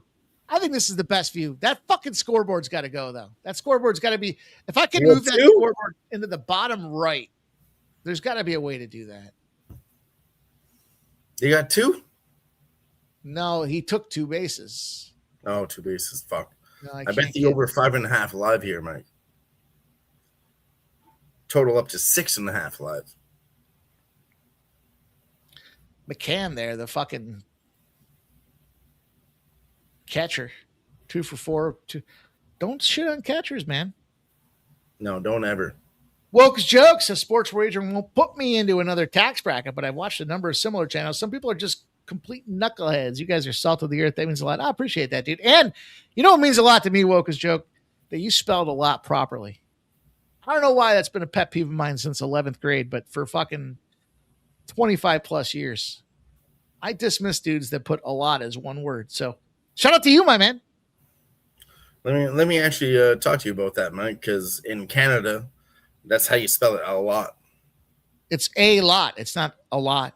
Our grammar is peanut different. butter and jelly is peanut butter and jelly. It's not peanut butter and jelly is one word. Let me ask you this. How do you pronounce the last letter of the alphabet? Depends. Depends on if there's vowels in front of it or behind it. But it's Z, just the letter. Z? Z. We call it Z in Canada. I know, and it's a lot is we have a lot is one word. I hear what you're saying, but yeah. A lot is two words. Not in Canada.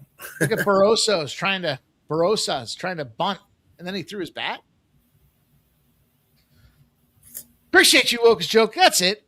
You know, this is the thing. So for these guys that talk about, I don't think it's real. When they talk about trying to build their bankrolls and they're going to keep this discretionary fund, and then when it gets to a certain point, they're going to start betting more, and then they'll start. Dude, fuck that. Like I said, I go Monday to Sunday. Take some money out and buy some shit, dude. Go buy something fun. Yeah. We'll fucking I can actually speak to that, Mike, if I could, because I mean, you said that in smoke, and you already know we won. Me and X won 11K on that pick 5, right? I sat there, Mike, with 5K. I took out half of it, right? And then I had $5,000 in my bankroll for a long time. But I was sitting there, Mike, and I was scared. You know, I was going up and down. Sure, I was winning money back and forth, whatever, blah, blah, blah. But I took out $4,000 of that and, you know, just went back to original. And then, you know, now you're betting $25 a bet, and it's fine. But long story short, I was scared to lose it. So I wasn't really betting the, you know, $50 I should have every single time, because I was scared to fuck that up.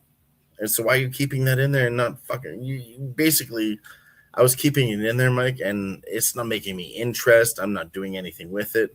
I moved that into my personal bank account, so it makes me 4.5% interest, and then I got 1,000 left, and I can play with that. You know what I mean? We cracked that home run derby. Arizona hits it 5-1. Crack that home run derby. 5.5, Mike. We cashed the over 5.5 live. Let's go. I took a bunch of cash out and bought a bunch of fucking steaks and ribs and shit for the grill to finish. There it is. It's beautiful. Take your hat off, boy. That's a dollar bill. Sorry to cut you off. Take your hat off, boy. You took a bunch of money out to buy shit for your barbecue? Fuck yeah, dude. My freezer's stuffed full for the rest of the summertime with literally ribeyes, baby back ribs. I got some chicken in there too, but 3 things I enjoy eating. We happen to bet stupid amount of money on the home run derby. Happen to win it. Happen to take out, you know. I'm like, I want to stop you right there. It wasn't a stupid amount of money. It wasn't a stupid bet. We had the fucking leak, dude. That was the smartest bet, and you should have put all your cash on it. Mike, I'm still mad at you. I asked you to put $1,000 on it for me, and you were like, nah.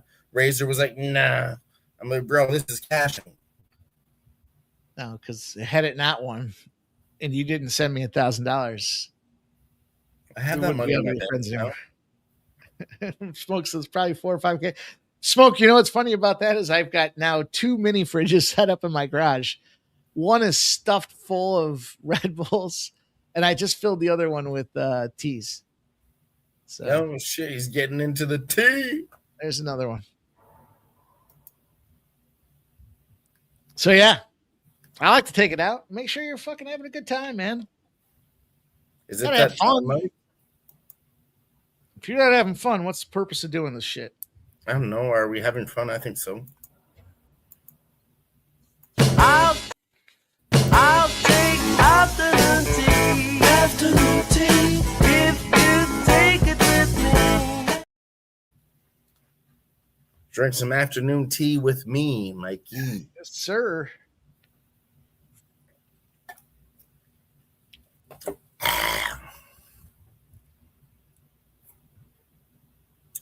Hold on a second, though. You might I have got an AI report for tomorrow for tennis. Anybody want to know? Yeah. What you got? What you got?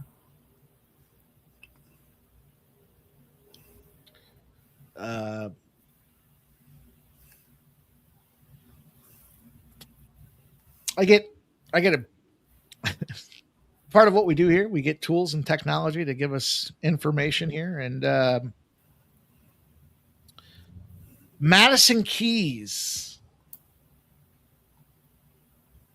This is AI. I haven't even looked at this yet. Madison Keys. I just got it, so I'm sharing it with you guys. Under 20 and a half games. I do have a what happened to timeline? Oh, Madison Keys. Yeah, I'm just throwing you on the full screen. Say it again. Big play. I got it's not, but I got some AI tools, you guys. Madison Keys under 20 and a half games is what they're saying on the AI report here. And they like Donna Vikic over 21 and a half games. But that's AI. I mean, listen, you got to do your own research. That's just their predictions on the AI report. So I do have a KBO play. If you guys stick around to the end of the show, I'll give you the KBO play. I'm going to drop it on Winnable right now. And then I'll give it to you guys at the end of the show.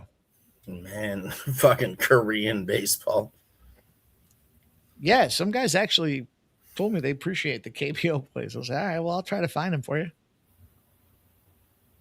Well, seriously, it's just like anything we do, man. You follow something, you follow the numbers, the teams, you know what's going on. I bet in Japan B League basketball, Mike. I went for second quarter unders, like 26-1, because they start off hot and then they run it up to like 63, and they don't get there because they fucking suck. I drink afternoon teas. Yeah, we smashed tonight. Honestly, Mike, we came through.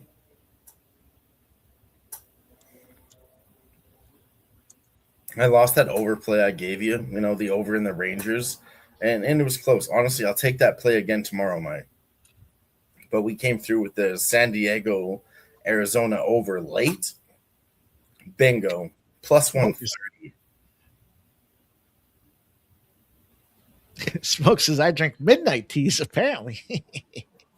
I'll drink midnight teas if Smoke drinks them with me. This game is coming down to it, you guys. The Fathers are down 5-1. Fathers made an absolute ton of moves at the deadline, so respect to them.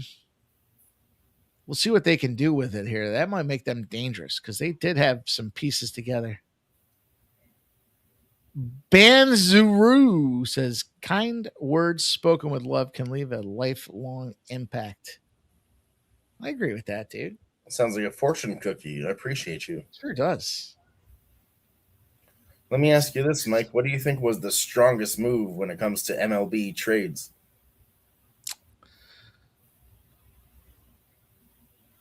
I mean, you can't argue about Skubal going to the did he homer? I love this view. This view right here. You can't argue with Skubal. I think Cleveland amassed a bunch of moves that I think makes them dangerous because Cleveland, I said this before, their second half of baseball, they're an under team. Like they get ready and they're in a shit division, so they're in a good position. I don't know about Rutschman for Boston. I don't know if that does much. I mean, Boston's just playing well right, and they should be because they shit the bed so badly in the beginning of the season. I don't think the Yankees did enough. I do like the Phillies. I wish the Phillies were able to do something. I haven't seen the final here from a closer perspective, but I like the Phillies getting a rise. I'm a Phillies guy, yes, but I said this to Shark when we were talking this morning. I said, you need a guy. That guy's the best hitter in baseball right now. And he's been the best hitter in baseball for like 8 years. So sure. You can't have, if you're the Phillies, you can't have guys like Bohm and Turner being like get you out of a rut dudes, right? Like you need to have a dude and that's a dude is what they got with the rise. So I like that offensively. I think they still need a closer, so I don't know what that's going to do for them. So yeah, I thought they already had run guys, Mike. I don't know why they need. Yeah, but the guys like Schwarber hasn't a home run in 25 games, right? So that's a problem. And what that means is now you got to count on guys like Alec Boehm who are good, but they shouldn't be.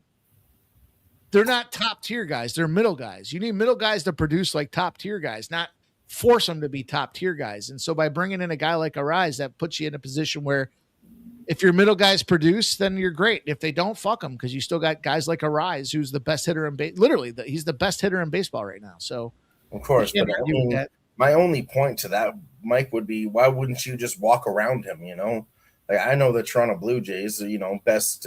Yeah, well, best they walk around Vladimir Guerrero. You know, they walk around all these that guys. creates the problem, because if you're going to walk around him, what are you going to do? You're going to force guys like you can't walk Schwarber, Arise, and Harper. Then you got three dudes on base. Yeah, and then one of those middle guys can pop it, and that's all you need. And I think what they're saying is offense will beat defense, right? So enough offense will get through there. But I do think, you know, obviously Scooble's the biggest move. Tampa Bay made some moves. Tampa Bay shored some things up out there too, but you know, the Dodgers are the winners, I think, if you look at the Scooble sweepstakes and what they're paying people. So that's it, you guys. 5-1 final. The Diamondbacks and the Padres. The fathers get their shit pushed in by the Diamondbacks, man. That was a pretty good game, though. We got to try out the new technology. Yeah, we fucked up with the other platform, but I won't do that again. Okay, we cashed it late. I told you there was going to be 2 runs late in that game. Top of the 6th, Mike, 3 innings left, 2 runs. Yeah, that checks out. Guess. That ain't no guess. That's what it's going to be. Okay, that's fine. And that's another one, Mike. When it's just Mikey and Dylon on a Monday or a Sunday, that's another winning MLB show. Let's go, Mike. That's it. It's 12:15 a.m. Eastern. I promised you guys. I'll give you the KBO play. I got something I'm going to sprinkle in Japanese baseball too. So it's Monday. We're starting out the week. I mean, I guess we could put the 10-minute timer up there. That always gets everybody jacked up here, but it's been such a nice night so far that we don't have to get wild and crazy unless you guys want to. I don't know what we'll bet on, but we'll break down the rest of the fucking card. Sky Money says Royals Twins game is crazy tomorrow. Twins minus 145 when Kramer has terrible last couple games and Cameron 0 ERA last 2 games. Well, Dylon, let me see about this here. Let's see what we got. You know, honestly, I don't mind hanging out a little bit. I don't know where you're at, Mike, but I know the games are over, but, you know, we don't have to talk about sports and all that shit. We can hang out with the boys if you guys want, wherever you're at. I mean, for me, it's only 10 o'clock. We can do now 20, 30 if you're with it. But I'll give you guys one play. Do the old...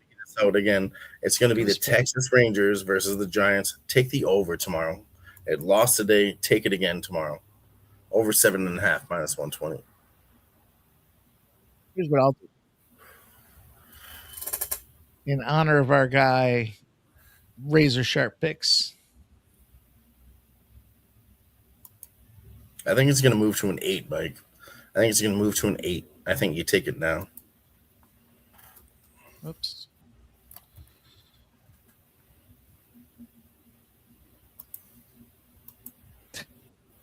Keep your shirts on. I got to do the Sharpie show tomorrow, too. That is a fact. All right, here's what I'll do. In honor of our guy, RSP, you and me, baby. RSP, you and me. I will throw this timer up there I'm going to give you guys the Japanese play. I'm only sprinkling the Japanese play. I don't really like Japanese baseball. I will give you the KBO play, though. And if we get through this 10-minute timer and we get a gifted membership or a donut, we'll extend it another 10 minutes as we do here at the Sports Money Network. So that being said, though, look, I promised you guys the KBO play. So regardless of what happens here, if we get a dono, we'll keep it going. Donos keep it going. Every dono we get, we'll throw another 10 minutes on the clock. But I'll tell you guys this. I'm on the Samsung Lions. It's 10:30 a.m. It's like minus 120. Let me see what it's at right now. I got it at minus 120 earlier today. To me, it's all numbers. These are all, computer programmers see everything in ones and zeros. Like the Matrix. Yeah, it's pretty much the same way I see sports betting. Mike, you're basically fucking Neo in the Matrix, looking at ones and zeros.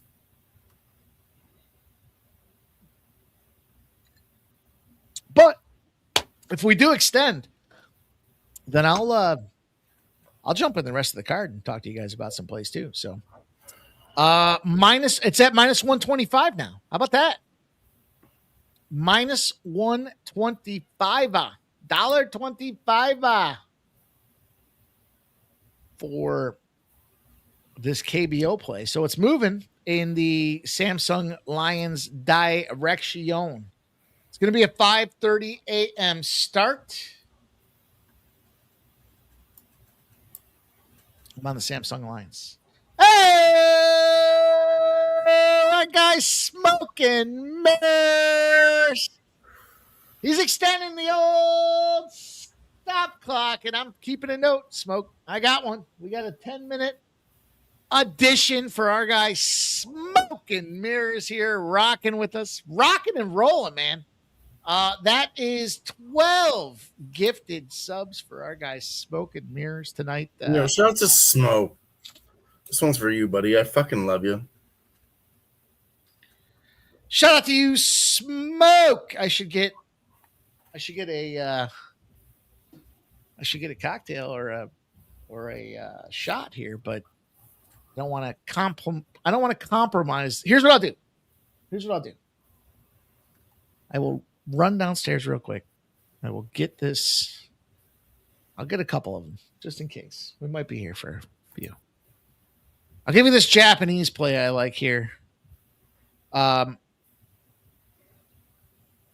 on, Mike. Samsung Lions. I'll be right back. Let me get. And their name is the Lions, like the Sports Money Lion. Sports Money Lions, baby. The Lions are roaring. I would like to remind you guys of the last bet that cashed when we were on the stream with Razor. The Lions. The Lions. And Smoke and Mirrors gifted membership goes to Skillful Prime. Come here, Frankie.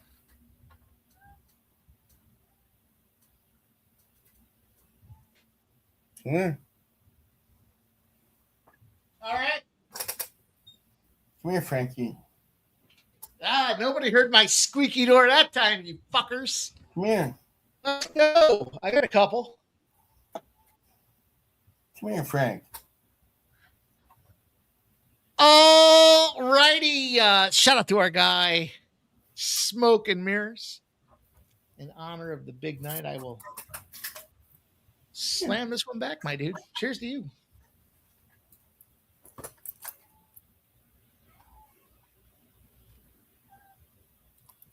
Come here, Frankie Smith.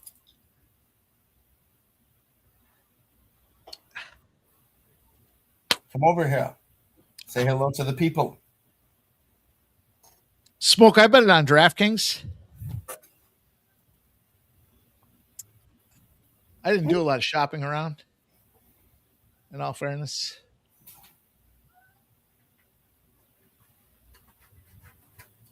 But we will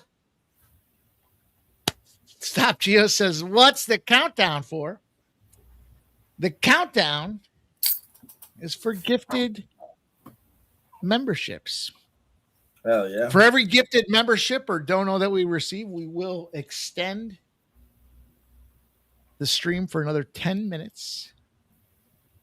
Smoke Cave 1. So when this one ends, we're going to add 10 minutes to the clock and we'll start it again. And I'm going to start breaking down some of the rest of this card for you guys based on some trends and shit that I have already. Some spots that I've already looked at. So we'll see how far we get. Hey, we appreciate it. You know, you guys certainly don't have to contribute, but we'll bust out the card and see if there's anything else you guys like as well. So we'll just keep talking about bets, Mike. I'll give you something right now, Mike. Okay. I have 2 cats, right? This one's name is Frankie Smith. The other one's name is Lucky. And honestly, Mike, I don't think she's a very lucky fucking cat. So I'm going to Frankie Smith for the luck. It's going to be the over 8 tomorrow in the Texas Rangers game. Tell him, Frankie. Dylan likes his over. All right, let's see.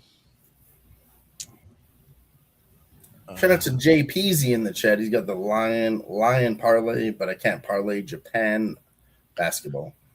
Baseball. Shout out to you, Jay Peasy in the house. That's our guy, man. Let's see. I get information all night fucking long. So I'm trying to scroll through it here and give you guys. Mike, kick me a beat.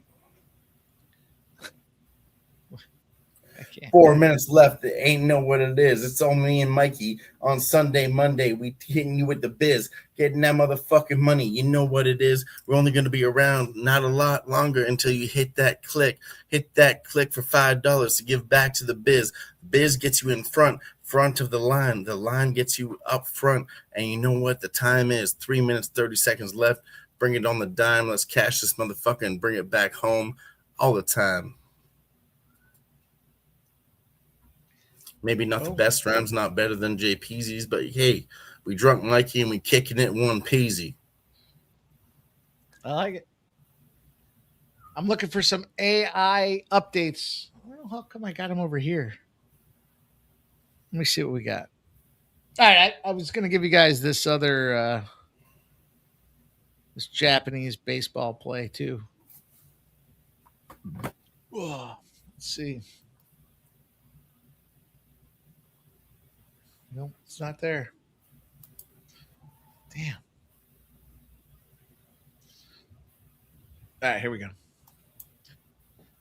All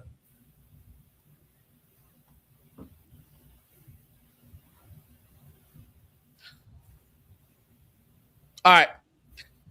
Did you guys bet Japanese baseball? I'll bet it tonight. Mike, you're all degenerates around here. The Fukuoka SoftBank Hawks. The numbers like Kaido Nippon Ham Fighters. The numbers like the Fuku SoftBank Hawks at -1.5, but your call. I mean,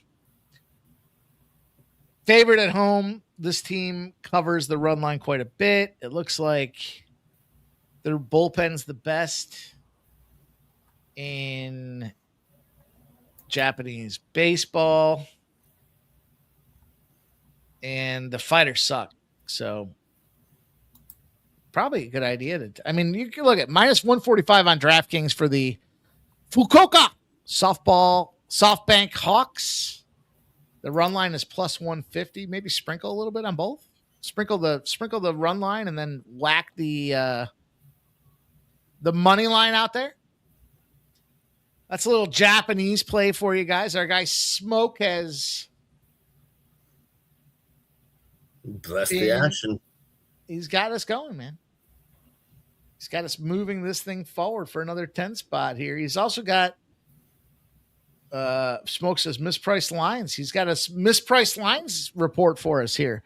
The Cubs +183 against Skull. Pirates and the Brewers. Pirates plus 147.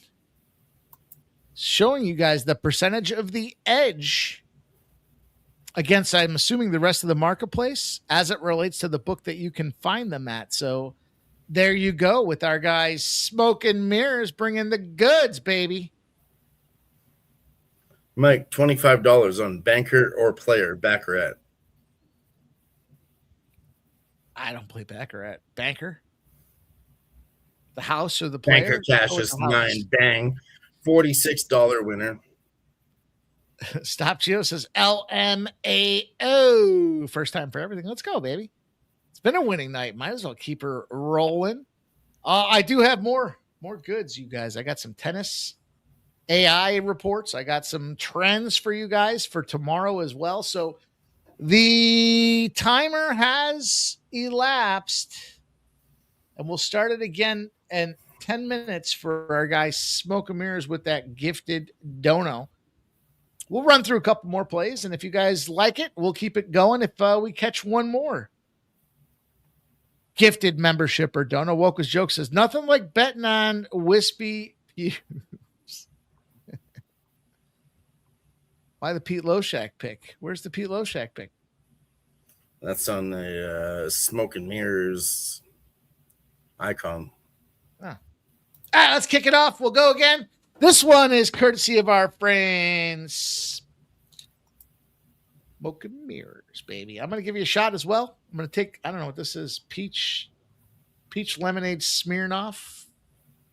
Dude, I got to get back. I got to get my case of fucking chocolate. So cheers. Mike, remember just 2 seconds ago when I asked you a question? Baccarat, player or banker? We cashed it. There's another membership. Let's ride.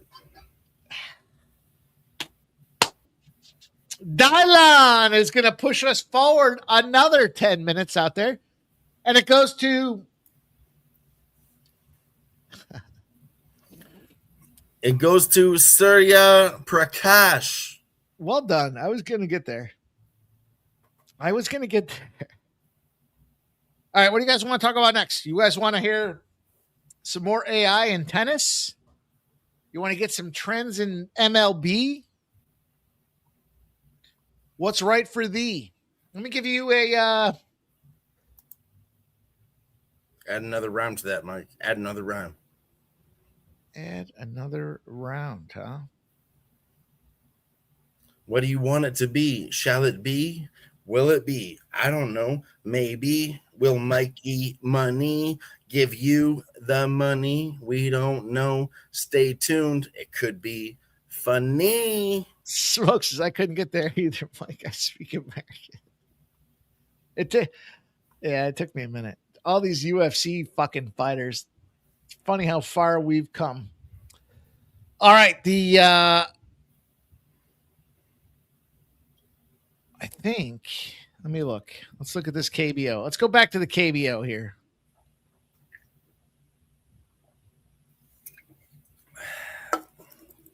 Yeah, I mean, I bought a membership, Mike, because I ain't ready to fucking leave.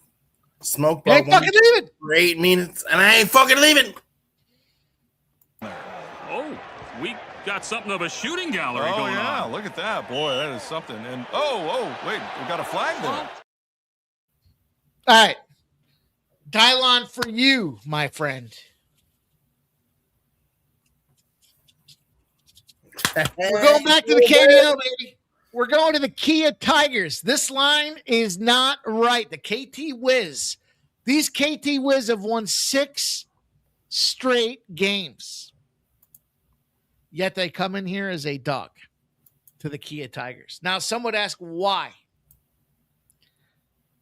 Well, Won-Suk is probably the reason, because their pitcher's got a 5.6 ERA. And when he plays against the Tigers, his ERA goes up to almost 8. 8! So he's bad, and he's even worse against this team. And they lead the league in homers, on base percentage. And look, this guy's 0-2 on the season against him as well. So we're going to take the Kia Tigers minus 135.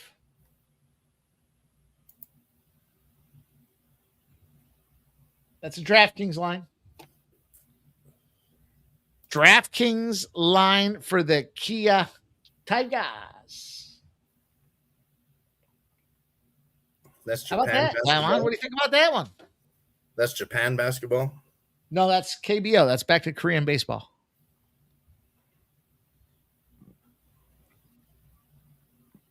Wow, fuck don't I like the I really like the Samsung Lions. I got that one earlier today, but I after I saw the pitching matchup with Kia Tigers there, I couldn't miss up on the Kia. 540 left. I'm not even seeing this one, Mike. They're not giving that to me. Really? Yeah, I got to go to DraftKings. Yeah, DraftKings is fine. Just fucking play it. No matter where you play it, just play it. Well, I mean, I was looking at FanDuel. I thought it was the same, but so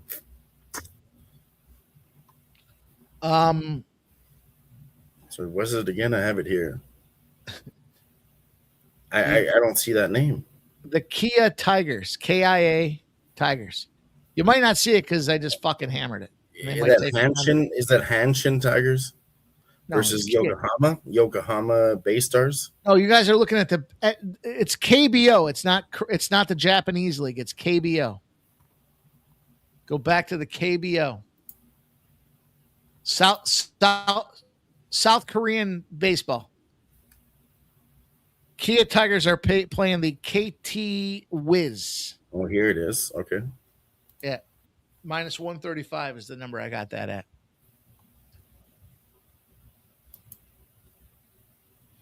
Got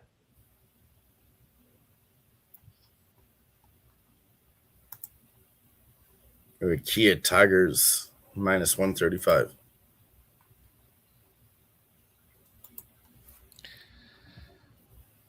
Yep. Bet some overnight baseball here. Bet some Japanese ball. We're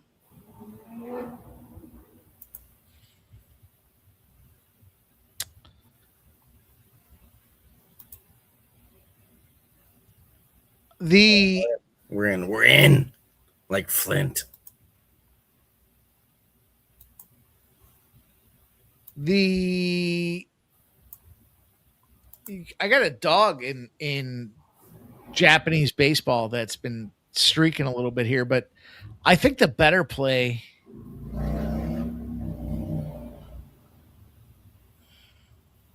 I think you got to look at the Hiroshima Toyu Carp. Hiroshima! Yamamori Giants in Hiroshima. Those are two different things, Mike. You can't say Hiroshima. They're all bombs. They all go boom. Under 5.5. So I got this game projected as 3-1. It's fucking ultra low, and it's at 5.5. So I'm going to take the Hiroshima Carp. Hiroshima, go boom. They go boom. Nobody score. No score. I'm taking the under. No booms. No booms. Under 5.5. There's some weather out there too. So under 5.5 for the Hiroshima Carp. Smoke says it's pronounced the Hedbio.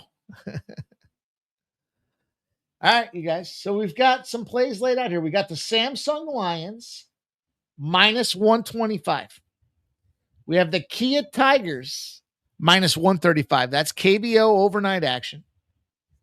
We've got the Fuku in the KBO.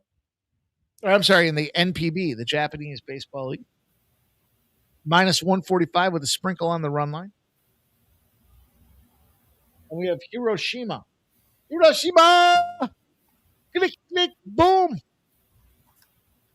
Under 5.5, minus 110. So we got a 4-pack. I gave you guys some AI action as well. AI says the Keys tennis match goes under 20.5, and V-Kick goes over 21.5. We have 1:32 left on the smoke timer. Dylon was generous enough after winning on the, what'd you just fucking win on, dude? Baccarat. Baccarat. Banker to get it going.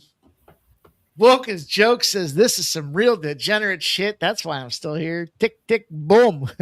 Hey, shout out to you, Woke's joke. I appreciate you being here, but honestly, Baccarat, I'll tell you, it's just like blackjack. It's just like roulette, okay? You bet banker every time, Mike, okay? You fucking stand on 17. There's rules to these casino games. You stick to them, you're going to cash. Roulette, maybe not so much. But it's fun, though, isn't it? I'll say this. I get fucking numbers on all these things. So, yeah, this is all part of the arsenal. You know, the Sports Money Network, we have a three-pronged, three-leg stool approach, boys, right? Think of a stool. It's got three legs that come down on it, and that's what supports the stool. It's tools, it's technology, and it's our expertise, our experience that helps grow these bankrolls. And these are just part of the tools and technology that literally I get this shit fed to me all fucking day and all night long. So the fourth one is the leg right up your ass that gives you stability on the stool. Up your ass, huh? And so we get this information all the time. I get it all day long. I get it all night long. I'll share it with you guys here as well. What do you want to go to next here, Dylon? This is your 10-minute timer, so we'll restart. I'm gonna go to this one right here. I'll give a shout out to my guy Tease. What up, y'all? Oh, seriously, shout out to him, man. R.I.P. And not just him, you know, anybody that lost a friend along the way, a family member, because we all go through death, Mike. You know, your mothers, your wives, your kids, whatever, your friends, anybody that has lost somebody. Shout out to you, man, because that shit's fucking hard. JPZ says Keys might play Wednesday. Just let that. Those were AI plays, dude. I'm just telling you what the AI. You might be right, JPZ. I really didn't look too much into it. So I had just gotten those like minutes before off the information superhighway, but we'll start Dylon's timer for 10 minutes. If you guys like what's going on, you want to stick around, you want to spend some time talking about some plays, getting some action. For every 10 minutes that are added to the clock, it comes from a gifted Sports Money membership. So if you want to keep it going, gift another one. We'll add another 10 minutes to the clock. Right now, why don't I go to baseball for tomorrow, Dylon? Let's take a look at some baseball action here. Go ahead. Oh, look at the baseball action. Go ahead. Yeah, let's go. Let's find something that can make us some money here. Why not, dude? Let me just take a look. Let me just take a look at this real quick here. Let's do some cross-referencing. Well, see, for me, Mike, like I said, I already took it. The San Francisco Giants, Texas Rangers, over 7.5, minus 115. Didn't hit tonight, and I think it hits tomorrow. I like that. I like that a lot. I like it a lot. It's one of the bets I've actually been following very well. You know, like I said, they were 16-1 before they went to the Rays series. All three of those games went under. The last three went over, you know. So I feel like I got a good read on this fucking series, Mike, or on the Rangers overall. Oh, man. I got a great one for you guys here. Let me just double check. I don't know what the fuck I did that this is so zoomed out. Oh, I must have done it for hang on. Everybody hang on. What's tomorrow? Tuesday? It's technically Tuesday, but a Monday. We got 6 people rocking with us right now. Appreciate you all. Yeah, man, this is bonus coverage, you guys. We're 10 minutes. Every 10 minutes or every gifted dono that goes out there gives us 10 more minutes on the clock to spend a little more time talking with you guys about some sports bets here. Shit, we already gave out 6. We already gave out 6 plays. I'll give you my fucking knockdown. I'll say drag this out. before we give out that play, Mike. You want to donate to get us to go for another 10 minutes because we're going to give out more plays. The more we're sitting here looking at stuff late night for tomorrow, the more money you're going to get. So it's honestly worth it. Well said. Dylan in the house, man. Let's go, baby. Dylan, for you, I'm going to give this one to you. Just you, Dylan. So everybody else, turn your speaker off. Dylan threw out the dono out there and... Sorry, Mike. Everyone turn your speakers off. This one's just for me. Turn your mics off. It's for Dylan. Dylan, and Dylan. Dude, got to go to this Boston Red Sox, Chicago White Sox game. It's the Battle of the Sox, baby. Did you change your socks today? It don't matter. Not wearing socks. I don't wear socks either. I wear sandals. I'm actually... Mike, honestly, let me stop you right there because we've been on stream all night. And honestly, I'm in my own house right now. I've been wearing fucking sandals all night, baby. Fuck yeah, dude. Look at this. Look at this. Look at him stretch that shit out. Let's go. Look, you want proof that I wear them? What? Can you see the front? No, you can't see the front. Dude, I got the sunlight. I got the Mikey didn't even talk about that, but we're both wearing sandals underneath the sports desk. I either wear sandals or no shoes. I'd prefer not to wear no shoes because I've stepped on glass in my day. So JPZ says the Cubs at plus 184 is tempting. JPZ, dirty son of a bitch. You're going to fade your Dodgers, dude? All right, look, I think I'll give you guys this trend here because it hasn't lost all season. Okay? Has not lost. And furthermore, it's moved a full run. So, anytime that's happened, I like to get on the other side of this thing here. It's the over in the White Sox and Red Sox game.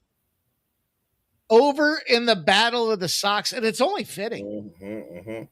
I mean, look, these two teams here. You got Sandoval. He's got a 3.32 ERA, which, is tempting, but it's Sandoval, dude. And then on the flip side, you bring in Davis Martin. Now, Davis Martin at one point was one of the most, I think he was actually early in the season, the most profitable pitcher in baseball. But in all fairness, time has evolved a little bit with this fella. They're getting tape on him, and he's got a 3.62 ERA right now. So it's not pretty. And to me, I'm looking down the lineup for these two teams, right? I see the wind. It's not going to be the we'll see what the weather ends up looking like here, but the variable and the unknown, which is why I think the books are driving on the under. Here's the thing. If you can validate why you're seeing the movement, then you could potentially jump on it. And the reality is, through the first game that the White Sox faced or the Red Sox faced Davis Martin, they really didn't have any success. Now, that was the red hot White Sox, not the red hot Red Sox that we've seen right now. So there's a full pendulum shift here. And bring in Adley Rutschman. We've seen these guys that have gotten traded come in and smack yardsticks. So big factor there. On the other side of things with Sandoval, nobody's seen him on the White Sox side of things here. So the widely unknown variable is these two teams and the books driving this number down and saying, I can get over 8.5 at minus 120. Okay. Also, it is worth noting, you got to get on Kalshi. We're not sponsored by Kalshi. I wish we were. They only want to get in the membership business. But here's the thing. There's 9s everywhere else. The prevailing book in the marketplace right now is Kalshi with 8.5. And they're just better across the yard. So that's going to be the play for our guy, Dylan, here. We got 3 minutes left on the timer. 3 minutes left. Who wants to keep it going and rock with us for another 10 minutes? Come on, it's only 1 a.m. Every gifted sub we get will give an extra 10 minutes on the timer. We'll keep it going. we'll keep giving you guys some sports betting action. If you want to shut it down, we'll shut it down too. That's okay. We're in bonus time. We had some fun tonight, regardless of how it cracks out, how it shakes out. It was a good night nonetheless here. I'll tell you what, I'd like to make a deal right now, Mike. I'll buy one if somebody else buys one. Oh, let me know in the chat before you do it, and we'll let the run. We'll let the clock run a little bit. Boom! And mirrors. He comes through with a 2-pack. A 2-pack Shakur, a $10 dono says, "Don't threaten me with a good time." $10. 20 minutes? Is that 20 minutes? That's going to give us 20 minutes. 22 minutes from now? 22 Let's go. I fucking minutes. love you, Smoke. And I'll tell you, honestly, I said it, Mike. I'm a man of my fucking word. I said somebody buys one, I'm going to fucking buy one too. So you know, here we go. I'm fucking doing it right now. I told you I would do it, and I'm not a fucking liar.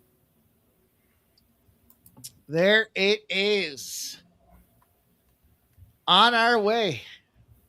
And I love it too, because if you buy somebody a membership, Mike, if you don't know the numbers, we're 28 away from 18,000 subscribers. So let's fucking go. Woo-wee. And I'd like to say this too, Mike. Smoke donated that before I finished my fucking sentence. Before I even said, if I donate one, I'll, give one. He didn't even need that fucking deal. He fucking did it anyways. Shout out to Smoke. I'm a man of my word. There it is. And it goes to Yekwiptral. That's 30 more minutes, Mike. It's 10:50 right now. We're going till 11:20. 1:20 Eastern. There Honestly, it Mike, is. I appreciate you, Mike, because I know it's later for you. For me, it's only 10:50. For you over there, Mike, it's 12:50. But there's another one from Smoke. Smoke and Mirrors gifting another sports money membership. Rocking and rolling, baby. Let's go. I'll tell you what I'm going to do. I'm going to get a refill, take a piss. I'm not going to start the timer till I come back. Full disclosure. I'm going to let it roll. I'm going to grab a smoke, a piss, and a refill. I'll be right back. You boys hold the fort down till I get back. Shout out to you, Smoke. We got 4 on deck, boys. We got 40 more minutes. Be right back. And hey, Smoke, if you're just hanging out, man, I'll send you a link. You want to join us?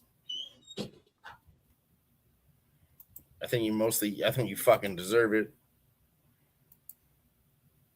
Probably more than anyone else, I don't like to play favorites, but if I did, it's Smoke and Mirrors.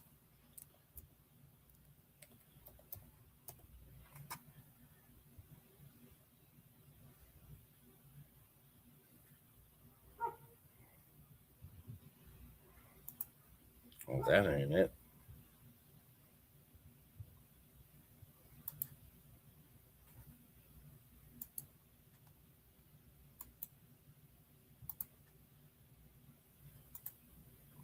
There's the link for Smoke.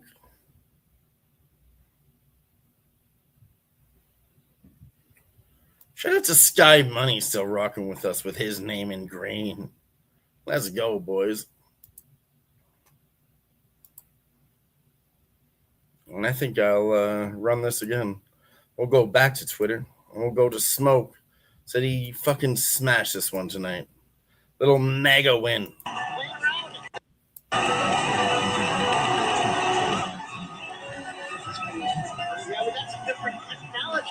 Play around and try to make sure it's a fun experience for us.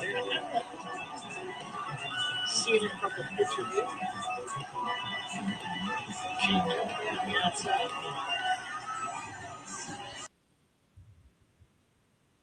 Fuck yes, man. Fuck yeah. I love it. We're allowed here gambling tonight, winning motherfucking money. I won $200 on blackjack, Smoke. Fucking beautiful work. Beautiful work from you on the slots. Appreciate the donos.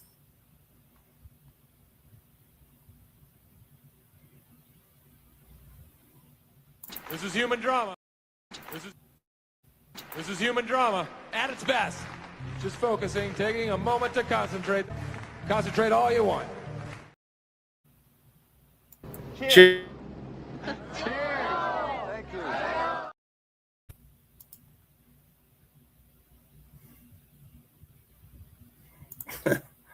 Wogus Joke says, can you get Labatt Ice out there? Yeah, we got Labatt Ice. I don't drink that trailer park trash shit.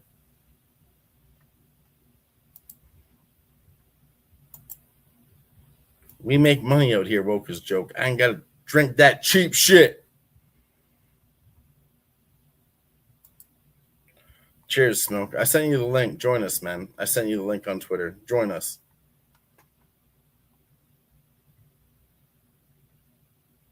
And if you don't, I will still love you. I will still love you.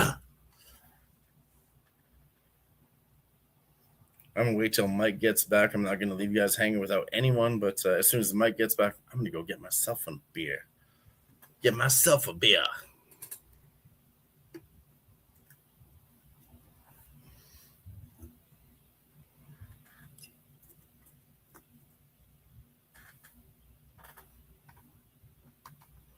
You only need one cigar, Smoke. You only need one, brother. You only need one, brother.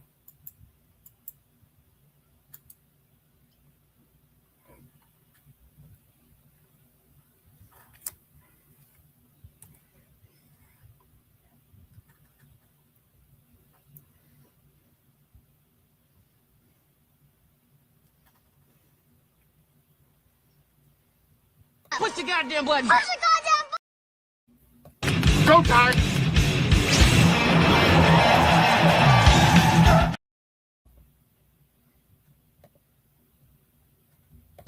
Say hello to my little friend.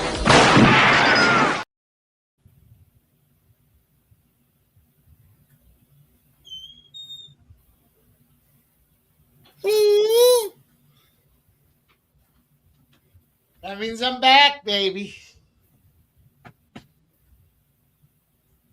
That means I'm back. I can't scroll to the bottom, Mike, but this one will do. We're going to win so much, you may even get tired of winning. And you'll say, please, please, it's too much winning. Whoa. Hang on, this timer just added a couple hours to it. Hang on, I'm going to start it over.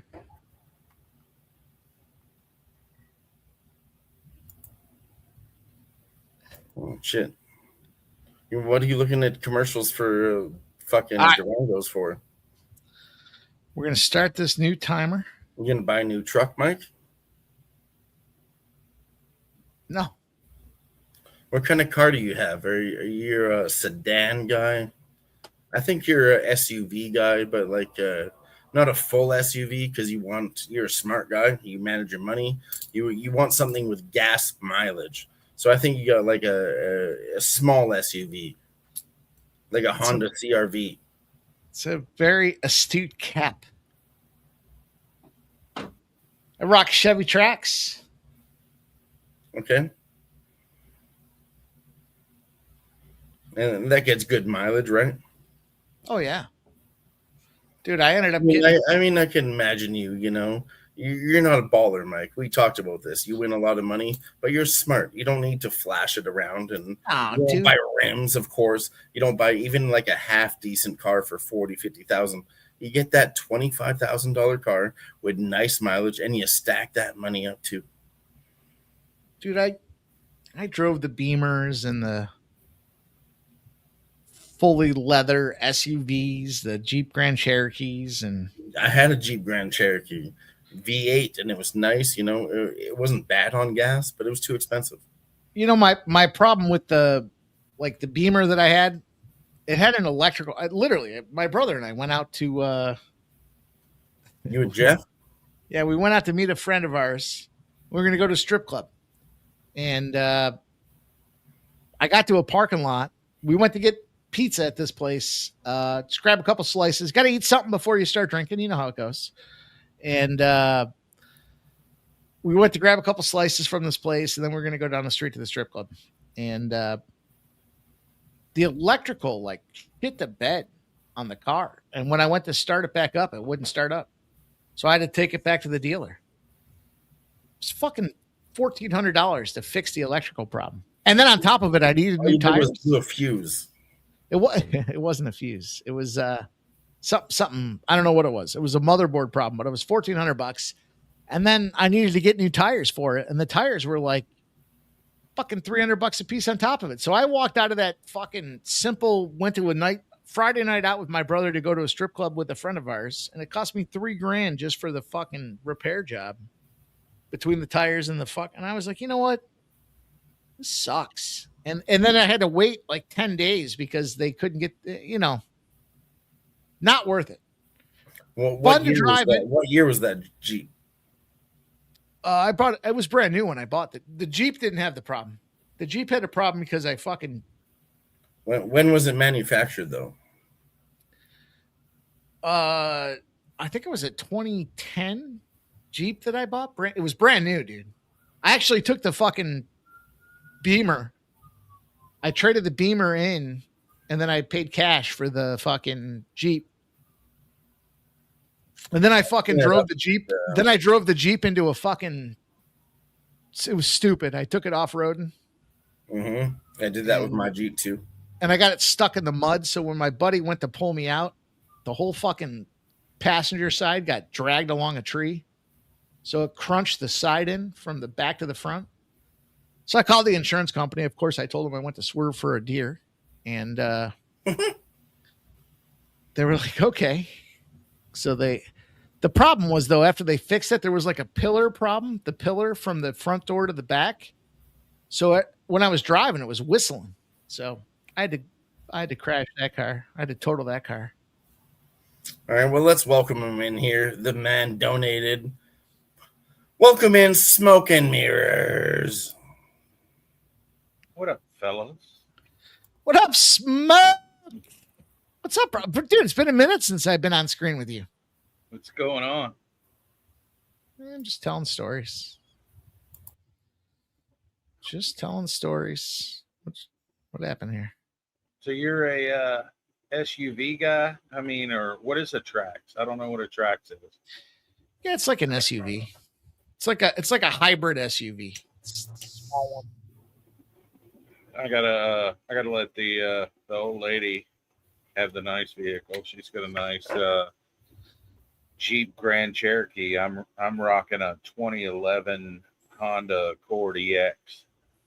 Dude, I bought this. This Trax was a.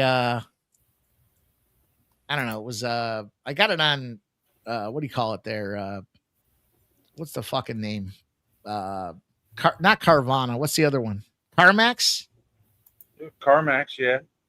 Fucking thing it was almost 2 years old. Had 1,500 miles on it. I was like, I'll fucking take a shot with this thing. My buddy's like, there's probably something wrong with it. I was like, I'll take a chance. Nothing wrong with it. Mine's a 2011, and it's got like 135,000 miles on it. And then I also I ride my bike too. So, I mean, that's a 2014 Harley Street Glide. So that's got maybe 40,000 miles on it.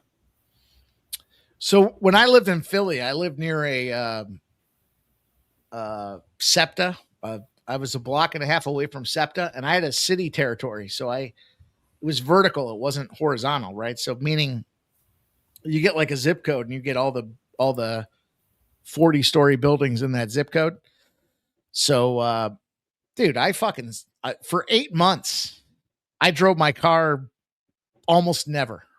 I just took SEPTA in the fucking city. We had an office in the city. I spent, I don't know, $1.75 on SEPTA, and then I spent another $1 on the Philly paper. So I was $2.75 every day to go in, and I didn't have to deal with parking. I fucking walked around. I didn't care.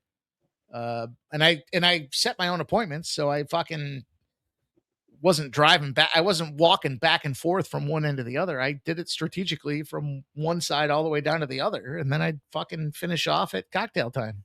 It's all good. When I lived in the city, I mean, I'm out in the county now, but when I lived in the city, I didn't drive my vehicle into work. I mean, we had parking, but still, I didn't want to have to deal with it. I mean, because the worst part was coming back home because the apartment I lived in had no off-street parking. So if you didn't come straight home, you were parking 5, 6, 7 blocks away in the dark down in the city of Richmond, and I didn't want that. No, I was more or less the same. The process, if you drove from like one appointment to the next. Dude, sorry, man. 3 minutes left. We're cracking another beer. Hopefully somebody buys another membership. Oh, we got 3 more to go. We got 3 more on the back end of this thing. So this one ends. We got 3 more racked up, ready and stored here. But yeah, I didn't want to go and pay the extra, $7 for this parking, $10 for that parking, trying to find a parking spot. It's like, it's just not worth it. So I would just walk. I would walk from one appointment to the next. It sucked in the summertime when it was really fucking hot days, but once you get used to the sweat, it's really not a big deal, right? Yeah, boys, I love everything you're saying. I don't want to pay for parking. I used to have a Jeep Grand Cherokee, Smoke and Mike. It was a 2008 Eddie Bauer edition. Okay, Mike, this was the one that had the cassette CD player combo. I mean, this was a fucking big deal back in 93 with the leather seats and the air conditioned seats. I mean, this was a baller ass SUV I had. I bought it for $4,400 from my friend. He was going out of town. This thing was worth $10,000 easy, but he sold it to me as a friend. And man, I fucking rode that thing into the fucking dirt like I shouldn't have, and he was mad at me for it for the rest of my life. But it lasted me 3 years, and honestly, that Jeep, better than any other fucking car. People said you can't do this, you can't do that. Man, I rode that thing through the dirt. I rode it uphill. I mean, a Dodge diesel truck could not do what that little fucking Jeep did. And everybody discredited it, and they were wrong, Smoke. They were wrong. That car had power more than most trucks. I've been all over the gamut as far as vehicles. Which one was your favorite?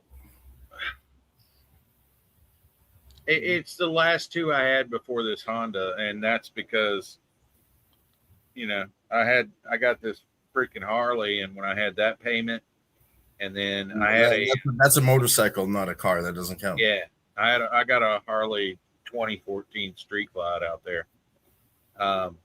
But before I had that, I had a bike that was paid for. And, I was rocking a 2015 lifted Jeep Wrangler 4-door. It was sitting on 35s.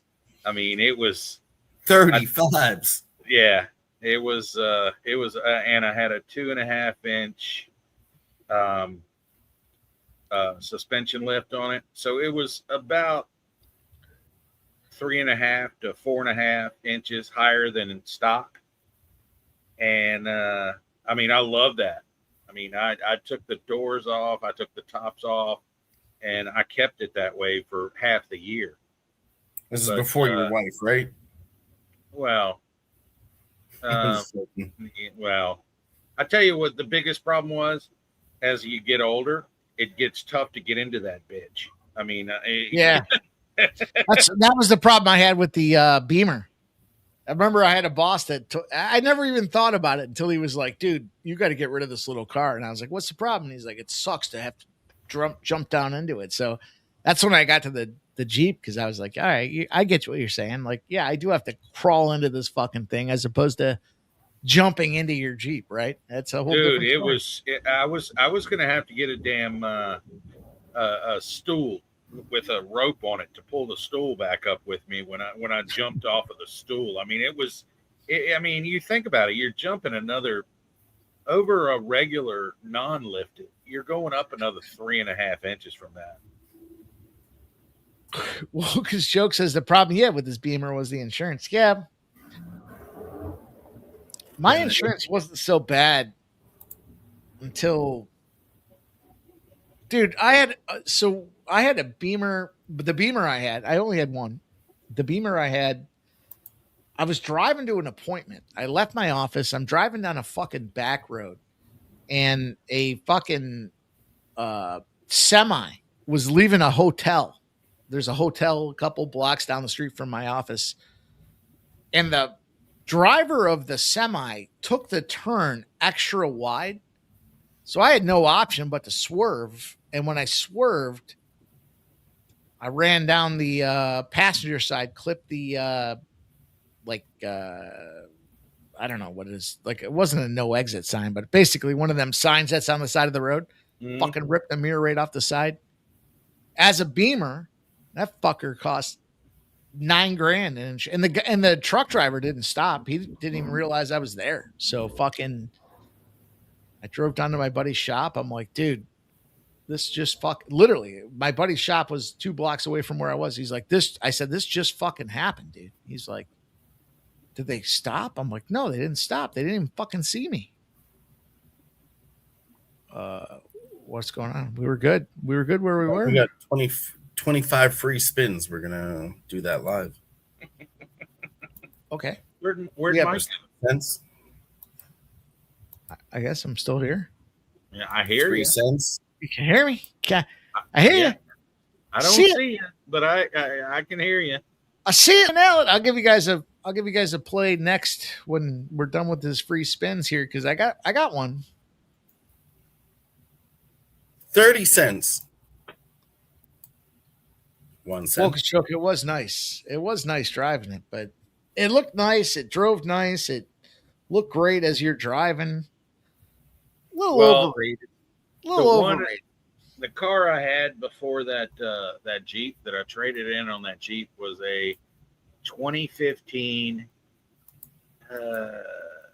Hyundai Genesis Coupe, and that thing would fly, man. It was the 3.8 liter, and it threw out 350 horsepower on a 6-speed manual. And it was rear wheel drive, and it was going to get me into trouble. I mean, it was either going to kill me or it was going to get me into more trouble than I needed. Dude, so you guys are talking about blackjack. Somebody was talking earlier about playing blackjack. Yeah, that was. We went to a Zach Brown concert at Darien Lake, and I drove us out there, and my boy was like, let's go to the casino. And I was like, well, the casino's in Niagara Falls. It's still like an hour and some change away. He's like, that's fine. And I was like, well, it's kind of far, like it's not close. He's like, yeah, that's fine. I was like, oh, I'm drunk, dude. He's like, well, I'll drive us home. You get us there and I'll drive us home. I'm like, all right, that's fine. I literally spent, I don't know, like $200. I ended up going up like $5,000 in blackjack. True story. My boys still tell you the story to this day.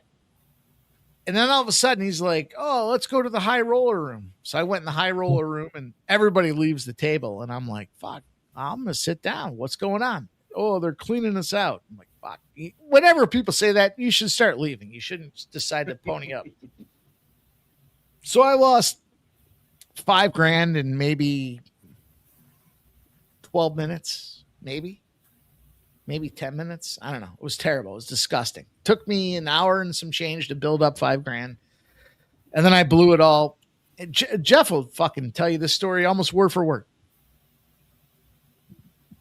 So my boy decides, we're leaving. And I told my boy, you're driving. He didn't decide he's driving. I said, you're driving, dude. You said I drive us here. You're driving us home. So we're driving on these back roads, and the fucking dude's going Lundy Lane. It was a Seneca Niagara Casino. Lucas joke. And so Niagara, the connection between USA and Canada. So my boy's driving my car, and he's taking the back roads, and I had to remind him. I just got new tires on this thing. The one I just told you guys about, the tires I had to buy. They're rated at 130 miles an hour. Dude's driving 150 in the Beamer. I'm like, brah, you're going to blow the bands out on my brand new $1,500 fucking tires. Like, slow it down, right? We're hitting fucking bumps. and we're getting Johnny Knoxville style air and shit like that. I'm like, stop, slow down, right? So fucking, we get on the throughway, and the dude's got the hammer dropped, 150, 160. The car topped out at 172, so he's fucking 150, 160. I'm like, this is just not. It's obviously bad decision making at its finest. I didn't care. I just lost $5,000 in 10 minutes, so I'm like, all right, whatever. So we're driving. We're one exit away from. We get off the throughway. We go on to the local expressways. We go from the one expressway to the next expressway, and we're just about one exit from our get off. Right? Fucking. I look over to the right. I'm like, dude, it's a cop. Fucking cop pulls us over. 148 miles an hour. So my boy goes, we have some state trooper friends. He goes, dude, call our buddy. So I called him a couple times, like 3 times in a row. He didn't answer. He's like, call him again. So I called him again. I go, dude, this is the deal. He's like, I'm in Niagara Falls. He's like, I have a perp in the back of my car. I can't do anything for you. I'm like, well, you got to get on the radio and tell these guys what's up. So my buddy, he's like, what should I do? I'm like, I don't know. Eat a penny, right? You know what they say? Like if you have to do a breathalyzer, put a penny in your mouth. So he looks at my son. Shit. Yeah, dude, exactly. This is where we're at this point, right? So he grabs 6 pennies. They use a pack of mustard, Mike. He stuffs the 6 pennies in his mouth, and he's just fucking sucking on them. While the fucking cop comes over, and the cop's like, so he starts dropping my boy's name, and the cop looks at him. The cop was so mad, he had his pistol drawn. He goes, I don't give a fuck who you know. If you drive like this, you own it. And so my buddy's like, well, there was another car. He's like, I didn't see any other car. He's like, you know why we pulled you over here? And my buddy's like, no. He goes, that's because we couldn't pull you over back there because you were going so fast. We couldn't legally go as fast as it required to pull you over because they can only go over so far, I guess. Right. So, in any event, my buddy gets the fucking ticket. Now he's like, where were you guys? My buddy goes, now at this point, it's like 3:30 in the morning. My buddy goes, oh, we were out to dinner. And my brother and my other buddy are passed out in the back seat of the car. And he shines his flashlight in the back and he said, what's wrong with them? And he's like, oh, they were tired. They had some wine at dinner. It's like, have you been drinking? Now my buddy and I were ripping fucking shots all night long. He says, no, we weren't drinking. And he says, you know how fast you were going? He's like, no, I don't. He comes back, gives him a ticket, 148 and a 55, right? Like you're going under the jail. Yeah. So my buddy goes to court, right?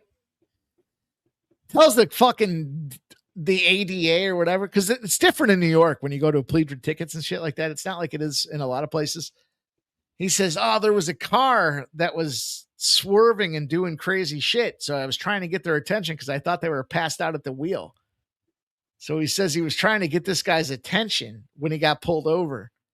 They fucking gave him an 1110A, which is failure to adhere to a traffic control device. Basically, he ran a stop sign. Fucking no points on his license. $150 fine. Let him go, dude. Fucking no problem. No questions asked. Unfucking believable story there. Here, I'm going to show you a picture of my Jeep that I was talking about. If I can. Hold on. We're going to start this timer over. No subject. Maybe you see it. JP says, pull over so I can beat your ass. Yeah, dude. It was bad. Do you see it? I do. Let me see if I can. Hold on. There he is. Oh, yeah. That one right there, I had water coming in under the doors. I bet. Look at that thing. It was so much fun, though. I never even thought about not going anywhere. That's my buddy is in this I asked him out of nowhere. I was like, "You want to go for a trail ride?" He was like, "Sure." He had water coming in around his Nikes and shit. JP says white people have very different police stories. JPZ, I'll tell you, dude.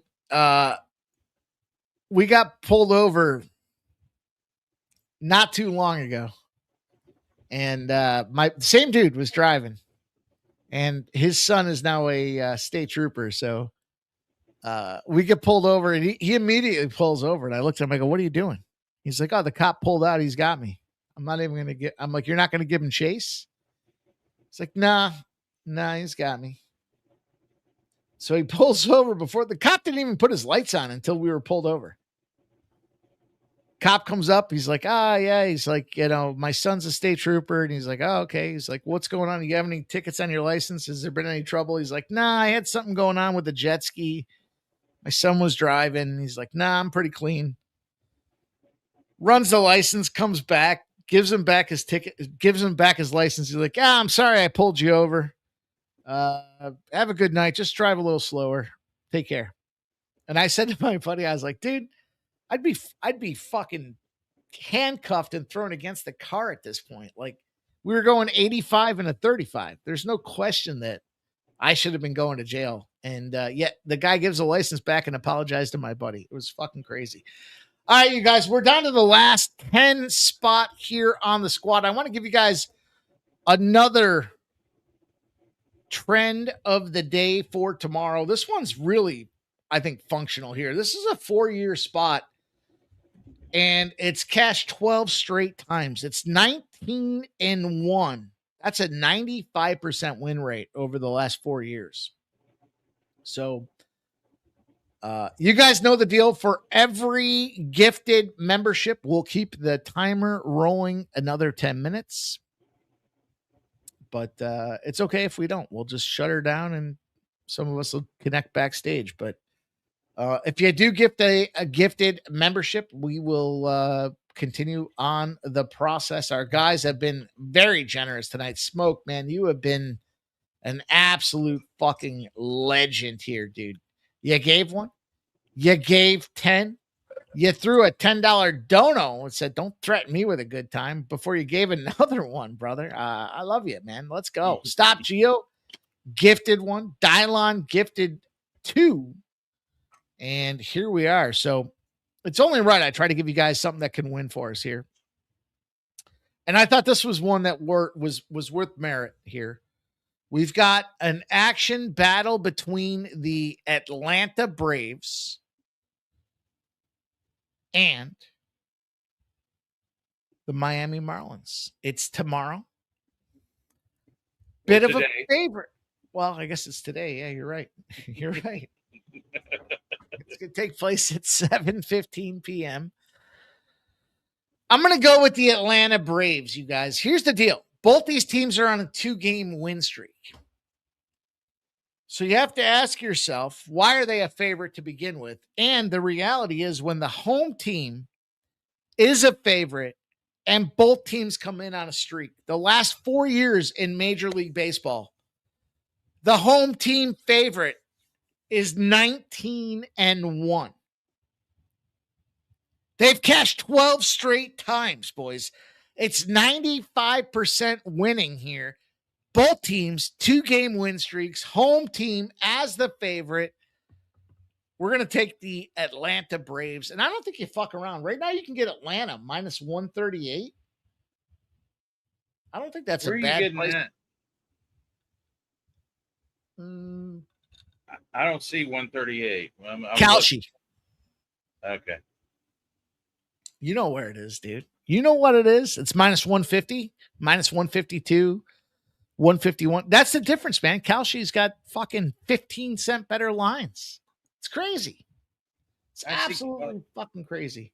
Hold on. I'm going to go in there actually and look. I see 148 on Kalshi, but this might be back. I hate how they put out limit price and all that bullshit. Now we're going to have one more continuation. Just one more. Just please let me get one more. You knew what was coming, dude. You knew. Come on.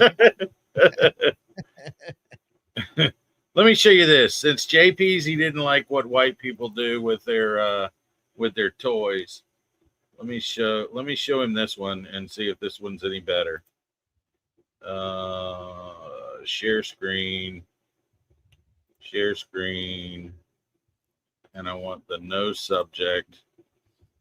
Share. Is that one a little better? Do I redeem myself a little bit? That was the car I traded in the Jeep for. Nice, dude. That's a sharp looking ride. What do you got there? That was that Hyundai. Can you believe that a Hyundai, which used to come out for like $38.95, went up to that? That thing was so nice, man. I mean, but like I said, it was going to put me in a ditch and kill me, or I was going to be under the jail. It was so nice. That's how I felt about the Beamer. That's why I had to get rid of it. I was like, dude, I can't be. Whoop, we lost Smoke.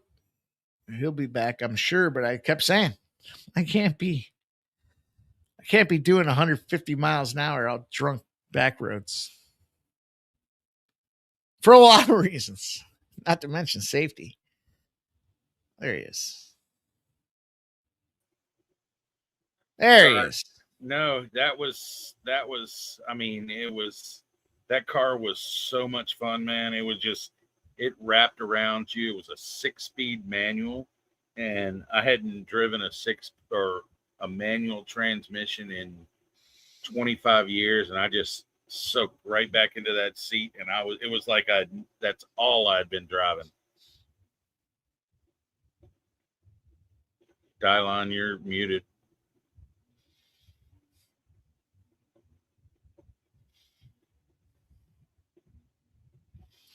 I don't know if he meant to go full screen.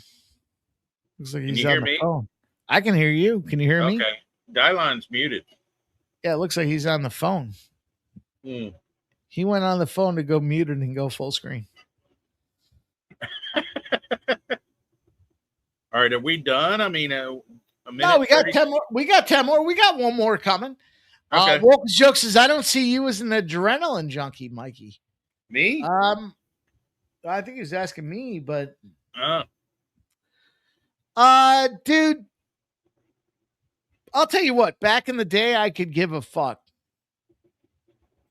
And then you know what fucked me up is once I started making money, dude. Like once I started making real money. Got an adult job? Yeah, well then you get hurt. You know, like I was cashing, I mean, some of the monthly checks that I was cashing, you guys wouldn't even believe it if I told you. I mean, you know, I caught a 6-figure check twice as a bonus check. And you know what you realize when that happens is like if you're hurt and you got to go to the hospital or some shit, you're not there to do that anymore. You know what I mean? So it was like, all right, I got to stop doing. And then little things started hurting, right? Like, you know, I tweaked my arm and I can't fucking pick the phone up. We played so much golf. It's these guys that like playing golf now, it's cute and stuff, but like we used to play fucking, I said this before, we played like 10 rounds between Friday, Saturday, and Sunday. And I get to the work on Monday and I couldn't do this with a phone, dude. I couldn't pick the phone up to my head because my hand I held the golf club so much that I couldn't physically do it. So right. Got to the point where I was like, all right, you know what? I like making money more than I like having a good time. More money is more fun than a good time. So, yeah. And then, you know, I got to the point where I said, you know what? I don't need to, I don't want to, I started seeing, I don't want to go 150 miles an hour and have a tire blow out and my car fucking rolls over 4 times. I don't want that. And I want to be able to keep doing what I do to make money. So I'm not trying to be the best guy at getting fucked up. I mean, I'm gonna tell you what, I would have either one of those vehicles, but I would not for one thing, that Hyundai, I would not drive it like I did because, I mean, it cut off at 151. It had a governor that cut it off at 151. And I've had it drop me down a gear when I hit there before. And I was just like, I do not need to be doing this. And at that time, I was. Wokus Jokes says, remember the story of the video game software company owner who bought a Ferrari and crashed on the PCH? You know, the dude from Jackass, what was his name? The guy that died in Pennsylvania? My boy lived right down the street from that. So when that happened, that was a big deal where we were all like, oh, fuck. Like, it shook us all because that guy was a local celebrity, I guess, right? In Westchester, Pennsylvania. Ryan Dunn, I think his name was, if I'm not mistaken. And when that shit went down with this, I mean, we were all kids playing around with toys back then too. We were all making a ton of money with fucking nothing to pay for. And so getting those Porsches and fancy cars, Beamers and shit, no big deal. And this dude fucking crashed his car and fucking blew up. Take a piss on that note. And I got one shot left, and I'll start the last timer. Dude, I'm going to tell you what. I've got more action going into the next day than I've had in quite some time. Hey, it's fun though, isn't it? I mean, look, we got some. I'm trying to give you guys some best looks, man. I thought I made some compelling cases for a bunch of these things here, so we'll see what they do. But I'll be right back. I'll be sitting at my desk, fucking just clicking my fucking heels, worrying about this. Dude, most of these games are going to be done by 9 a.m.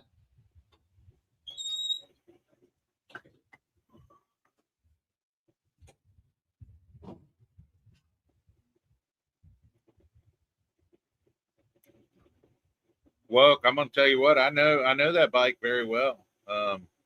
Like I said, I didn't have one, but I had a friend that did, and V-Rods catch a lot of bullshit. I mean, because they are a Harley and they're not the traditional Harley. But no, they were not a joke for sure. All right, I'm back. Sorry, I was on the phone with my friend. You don't have friends. You stop that shit. Oh, no, not you, Smoke. You're not my friend. You are my friend, bro. No, honestly, I told my friend I got a 56-year-old friend in Virginia. She's like, "Who the fuck is that?" Dude, you're cutting me short, dude. Saying I'm 56, that's some bullshit. 54? You talking about my dad? 54? I'm not telling you exactly. People fucking dox you for that shit. Oh, you look good, Smoke. And here's Mikey Money with the squeaky hinges. WD-40 up in this bitch. No, he needs some powder graphite. Gonna have to get some fucking graphite, something for you, these hinges, so you boys can't tell when I'm coming back in the room. Let's take the over-under right now. How many hinges are squeaky? I think it's only one.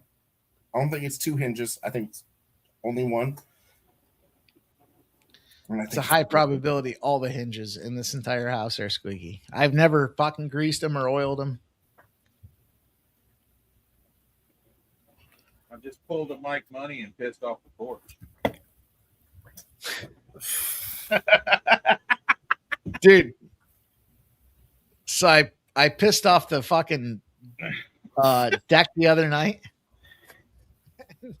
And all these neighbors, we all have the same houses, right? So the bottom window in the bathroom is like that.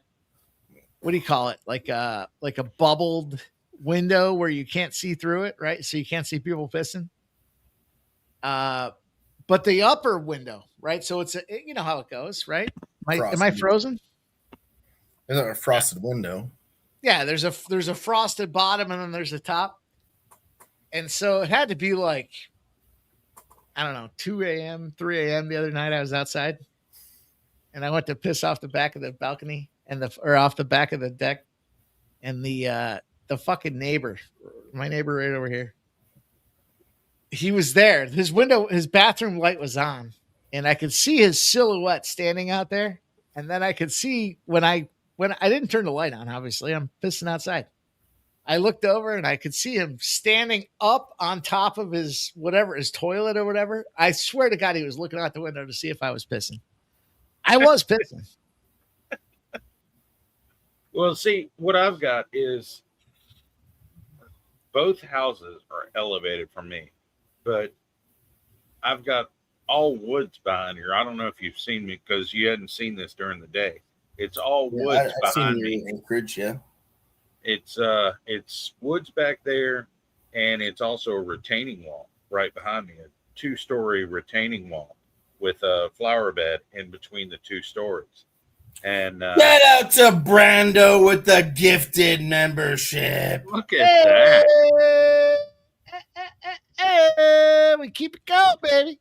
Sorry, carry on. Ratcliffe gets the What gift. did I start here? I started the same thing the other night and went on for like an extra 6-7 hours. I know Razor hates me for that. No, honestly, loved it. You actually started it, and then Big O Smoke gifted $150. Mike and Razor, they were live until like 8:30 p.m. I was there the entire time. No, when I showed up at the end of it, you weren't there. I was still there. Well, we got 10 minutes, and then we got 10 more minutes when the next one goes off. 10 more minutes. If you guys, we're at 20. We got 20 minutes here, you guys. We'll hang out. We'll rock and roll. What's story time? We're giving you guys some bets as well. I'll give you some more trends here too. Did you see those lines I put in, Mike, earlier? Yes, I did. I called them out. I said I broke them down as well. Well, that is, I'm going to tell you, I built, and Claude helped me with this. You've heard of Claude, right? Sure. Who the fuck is Claude? And is that a lobster? No. I can eat a lobster. Probably one of the most code-intensive AIs right now. Claude. And it's by Anthropic, which Amazon, I didn't realize this until today. Amazon has a 15 or 20% stake in Anthropic.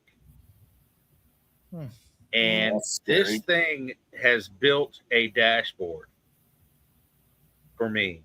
When just me telling it what I wanted, it is going out there, and this thing, you can look up YouTube videos on somebody that has built one, but it has built a dashboard for me for Major League Baseball.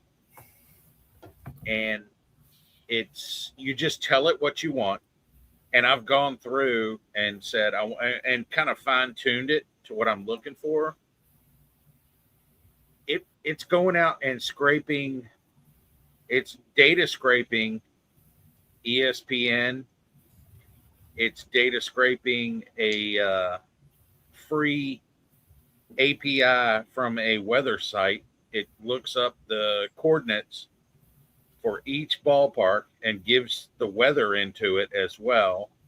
It goes in, and I have a odds API subscription, which costs like $30 a month. It goes in and pulls in your odds. This thing has got a watcher that is actually running every 10 minutes while I'm at work. It's running on my computer at home. And when it finds an edge, it's sending me a text onto an app that I have on my phone that says, you have an edge on this. It sent me one on the Red Sox yesterday that Bet Rivers was at like plus 183 on the Red Sox, and everywhere else was like 130. So I took the Red Sox for a unit at plus 180 because I was getting 50 points of value, and they won 8-4. And this thing was built, like the skeleton of it was built within 40 minutes. this thing, I mean, and I know other people are doing it, and I know the books are doing it. And I know the books have their own algorithms and they're writing their own models.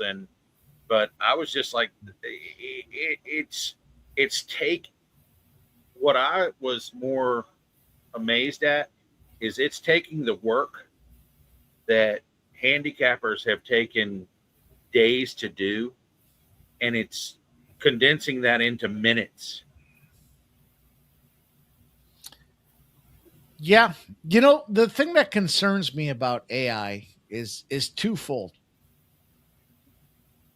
Have you ever used AI to try to generate graphics with text in it? Mm-hmm. So, like, when you try to do that, like, sometimes the text doesn't come out quite right. It's a little backwards. And the other thing that concerns me is the gut. AI doesn't have a gut. You know what I mean? Like the experience factor that goes into it. Understood. Now, I can't argue with it. And I'll tell you, the biggest thing is I look at I get involved in some of these user groups that talk about sports betting podcasts and shit like that. And so there's a bunch of us that get together and just kind of socialize around ideas, strategy, and directional stuff. And when you see some of that, when you see some of that, it's like the biggest concern that we have is AI doesn't want or users don't want your full breakdown anymore. They just want to hear what you like and they can see. So it's funny because there's a shift. People don't want to read an article anymore. They want to hear somebody give it to them. But now they don't want to hear somebody give it to them. They just want AI to give it to them in 4 or 5 bullet points. So it's weird the way. See, you see all this up here. This, I did not intentionally make this gray. All right. So I'm old school, but I'm trying to keep up with new school as well. And that's why I get involved in these blog groups and stuff. I also will put in there that I may have looks from people that actually know the business as far as their gut, and I'll put that in there. Think to this, think to their records, and I throw that in there and just say, hey, put this into what you're thinking about. And I mean, if the people are transparent, you have the records of what they're doing. And if they're a good capper, if they make good picks, they're solid on their reads, it figures that in as well. Sure. So, and I'll be the first to tell you, I have seen AI be wrong numerous times because I'm forced right now in my job to use AI because they're saying, hey, a little part of your development plan for the year is how much you're using AI. It's crazy. Yeah. I mean, and it's the craziest part. AI is constantly, and you see it because it's open on your screen all day long. It's into every computer program or app that you're using. It's there right now, and it's learning what you're doing. So it's learning your job, basically.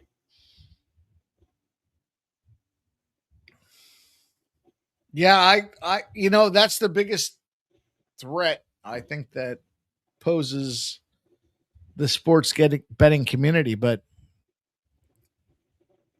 there's still the element of human factor that AI can't quantify. They can try, they can give you all the stats and run all the analytics and come up with a solution, but you still have to take that, running against what you know. Somebody asked me the other day. We were talking the other day, and they were like, "We see the trends and we understand the trends," and they were like, "What? The trends aren't so great necessarily in baseball right now." And I said, "They said, what do you think about that? The trends are just meaningless in baseball." And I said, "They're not meaningless in baseball. You just have to look at the trends and interpret what the fuck's going on." So when you get a starting pitcher who's been getting fucked up and the trend tells you he's going to go out there and shove and the team sucks, you can't expect him to go out there and shove. Like there's some factors that you have to nullify what's happened. Now, the Cubs today, that was a big trend where people said, "Oh, the Dodgers are going to win." Well, it was a low price, and the Dodgers start this last timer here. The Dodgers just made a bunch of trades. The Cubs made a bunch of trades, like low number, and it kept getting lower. Like just because the numbers and the players show the Dodgers should go out there and kick the shit out of them doesn't mean that's actually what's happening, right? Right. What do we got? Dylon's there. Dylon, you going to lay down on the couch? What are you doing?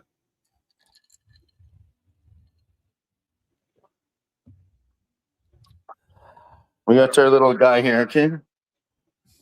We got it's my boy. His name is Tao. I don't know what that is. It's a snake. Black. All right, we got the last timer on, Dylon. Sorry, killing one of them. The last 10. If you guys are enjoying, you want to keep this thing rolling. Every time we get a gifted sub, we will add 10 more minutes to the timer. This last one is courtesy of Brandon. And we want to say subscribe.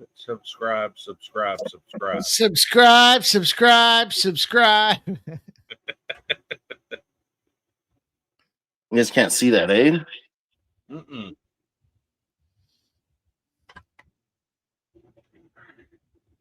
What up, it's AJ? My snake eating a fucking mouse.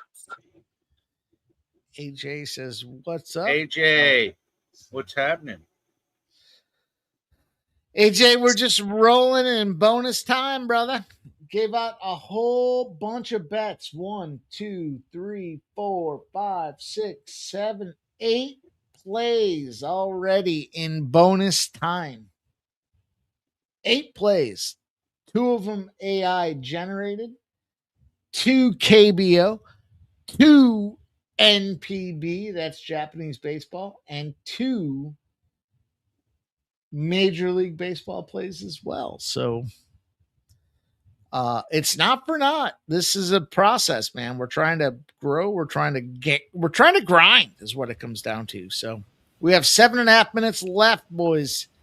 If anybody gives out a sports money membership or a dono, we will add 10 minutes to the timer, or we will shut it down. Hey, shout out to AJ Stogsdill popping by. So what's up, little late night stream? We're keeping it going, courtesy of the donations.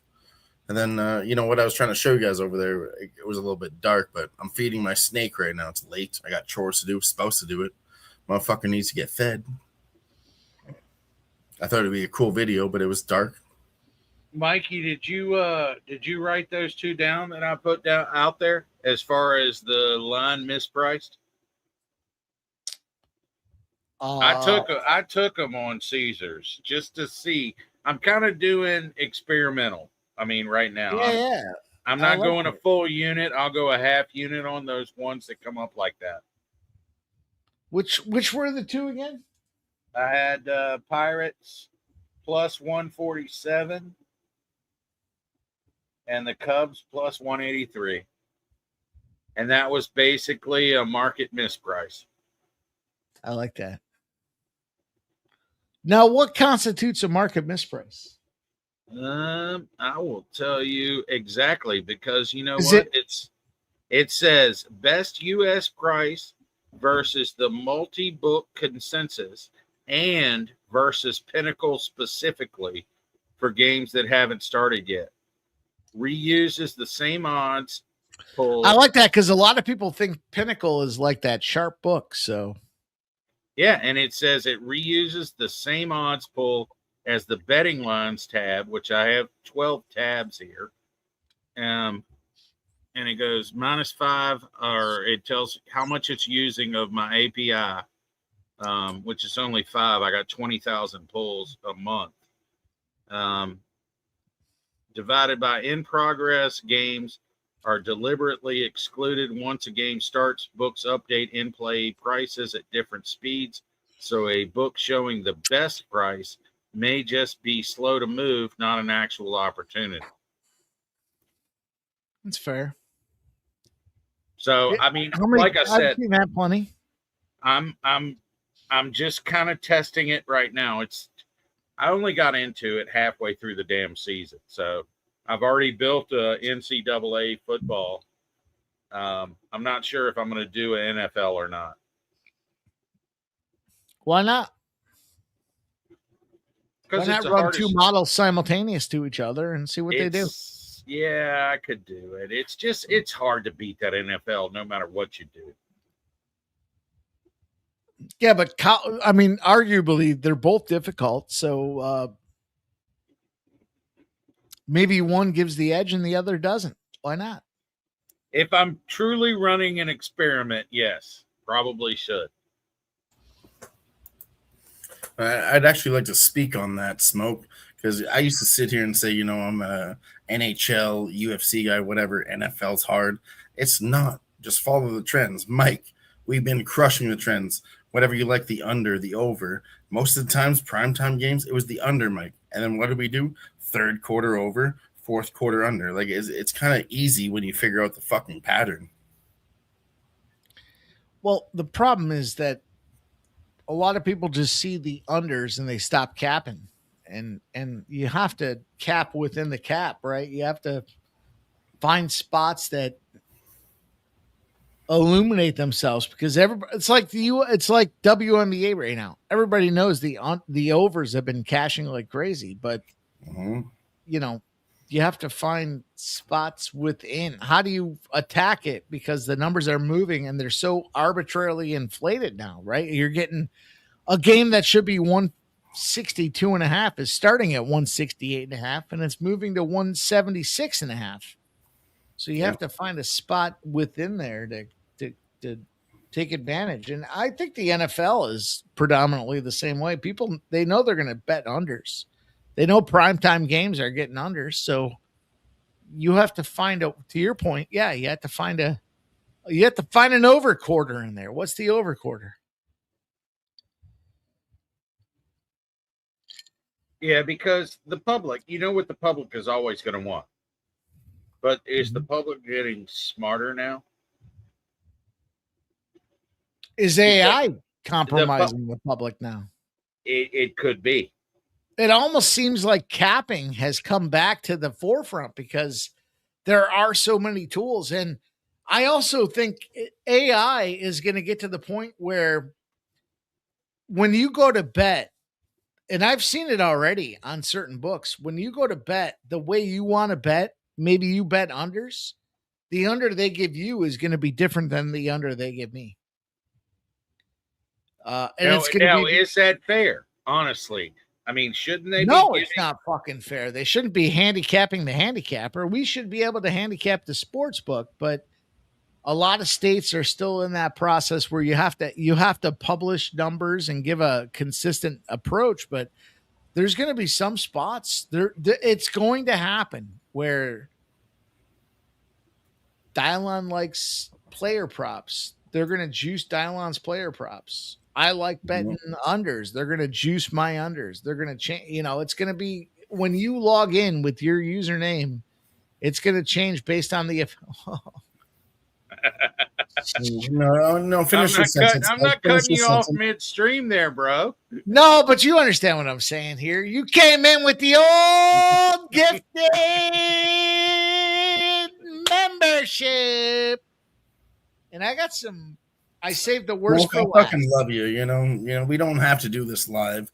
We can just Smoke. hang out backstage. But Smoke wants to do it live for you guys, and he paid for that personally. Fucking love you, Smoke. You're a good ass person, dude. You're fucking Smoke, I love you and I hate you. I the saved hearts of Virginia. I saved the tequila hoping we wouldn't get there. Because I hate doing tequila. But I'm going to do it for you, my brother. Hold on.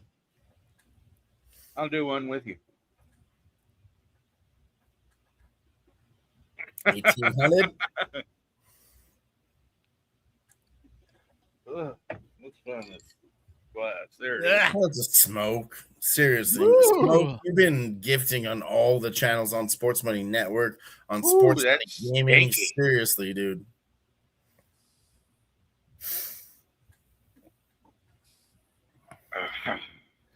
Woke joke says he asked Ramon once if he can wager on every single game he caps. He said yes, but you can't do that. I'll tell you what. Woke's joke. This is the best advice I can give anybody. I'm going to go grab a smoke and I'm going to come back and I'll reset the timer for my guy Smoke here. But best advice I can give you. Find a capper or two that you enjoy, right? Find the process, what they say and how you like it, right? We don't all like the same things. Some don't like trends. Some want to hear heavy stats. Find no more than 2 people. Consume their information and then bet your plays based on that. Look at the card yourself and use that. You can't bet everybody you hear and everything they bet. You have to use it and consume it and internalize it and decide how to go after it. So I don't know if you guys agree with that or not, but no, it's perfect. It's very smart. What it sounds like to me is you're saying if they give a pick, you don't have to take the pick. Take the information they gave to get to their pick. Use it in your process of elimination. I'll tell you guys, the biggest thing, I used to look into sports a lot, Smoking. Sometimes you can get, they call it paralysis by analysis. You look into it too much. Oh, I guess I'm allergic to tequila now. Just follow your heart. Long story Holy short, follow shit. your heart, follow your gut, do what feels right. If it doesn't feel right, don't fucking do it. What that means to me is you listen to what they say about the game, but not what they're betting on the game. Mm-hmm. And put their information they're giving you. You've got to have some kind of idea of where you're going. And Right? If you you're not have some information. blind guy Smoke just tailing everybody listening to them. Yeah, I'll do what they do. You're a follower, okay? Be a leader, somewhere in the middle. Like, listen to what they do. But yeah, man, I listen to a lot of cappers, Smoke, and they fuck up. They don't listen to themselves, and I'm guilty of that too. But you have to just follow your gut, listen to yourself, because you're smarter than everyone else. Okay, trust yourself. Use what you have available to you. So if they're looking this up, of course, use whatever they say, but don't just blindly take the pick. Mm-mm.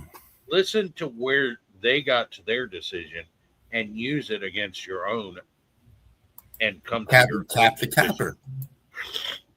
Oh, Jesus Christ. Yeah, that's what they always say, cap the capper. Like, straight up. Going to get a tea. Go ahead and get it. And we're still rolling here. 4.5 minutes left. We got 7 people rocking with us. I appreciate every single one of you. 7 of you with us. Appreciate every single one of you. Let me know in the chat who's here with us. I know we got Woke's Joke in the house. AJ. Casey Doom, 89. That's 3 out of 7. Let me know who else is rocking with us. Sky Money. Maybe you're still in the house.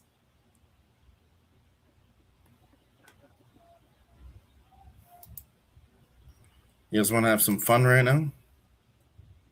Let's have some fun.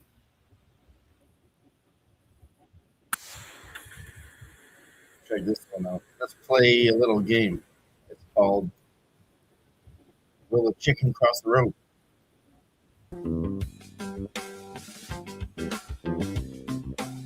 Little $1 bet. We're gonna go 1, 2, 3, 4, 5, 6, 7, 8, 9, 10, 11, 12, 13, 14, 15, 16, 17, 19, 20, 21. Oh, we lost.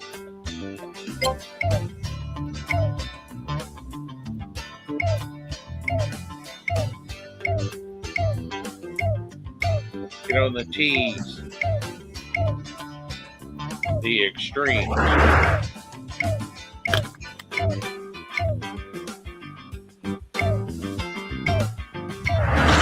Oh, they would fuck me like that.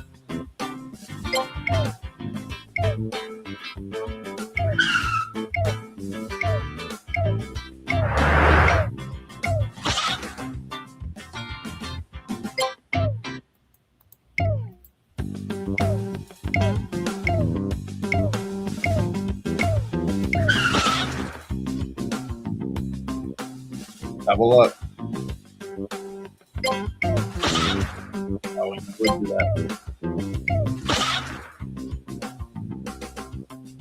Bitches. Sorry, chicken tried to cross the road, couldn't get there.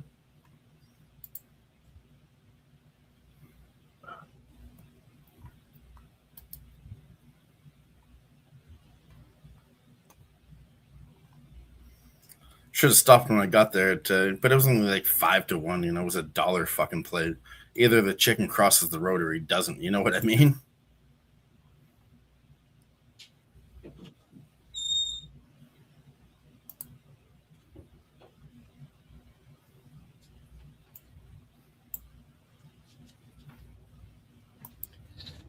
Woo! Sorry, Mikey, that just came out when I told it to scan today's slate for mispricing. What happened? It's in the private chat. See what you think about that. I'll put it in the public chat if you want. Yeah, I'm cool with that. We're going in for one more chicken race. That low big Here it is, Mike. is comparable to Bet Online. Low big is.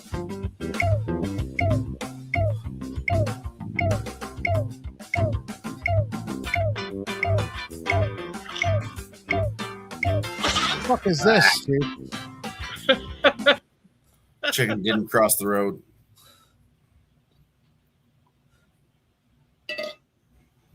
No, I have this thing set up. I hit the button for it to scan the morning lines when I leave at 6 a.m. And then it compares every 10 minutes while I'm at work. It's doing this still at home. I just leave my computer running and it checks it every 10 minutes. And does it do like a, are the lines moving and it's not?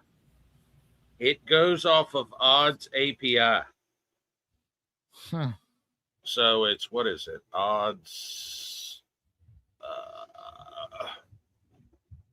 Oddsapi.com. And it goes off of that every 10 minutes. It will, it's called a watcher. And it does that every 10 minutes. And if it finds an edge somewhere, and I'll show you the exact thing it sends to me because I set it up to also send it to an app on my phone when it finds one. Mm-hmm. And it will buzz my phone when it finds, like that one it found on Bet Rivers was way off. And I took it and it cashed. So I like that. It was. I'll show you. I mean, I built the thing, and I'm a novice, dude. I mean, and I can check it on my phone to my laptop at home that is running the entire time. I can go onto that dashboard from work. But see, that's the key, is if you can find some shit that goes behind the scenes and notifies you when it's happening, that's huge. Well, see what happened. And it says you may never get something that hits all the criteria that I've put out there, but you don't lose money if you don't bet. So, I mean, that's the way the model is that I have running. It's not aggressive, but it's looking for certain criteria, and then it's going to let you know. And you may miss it because those fucking stale lines, you know, they go fucking how quick they go. But this one lasted long enough for me to hit it.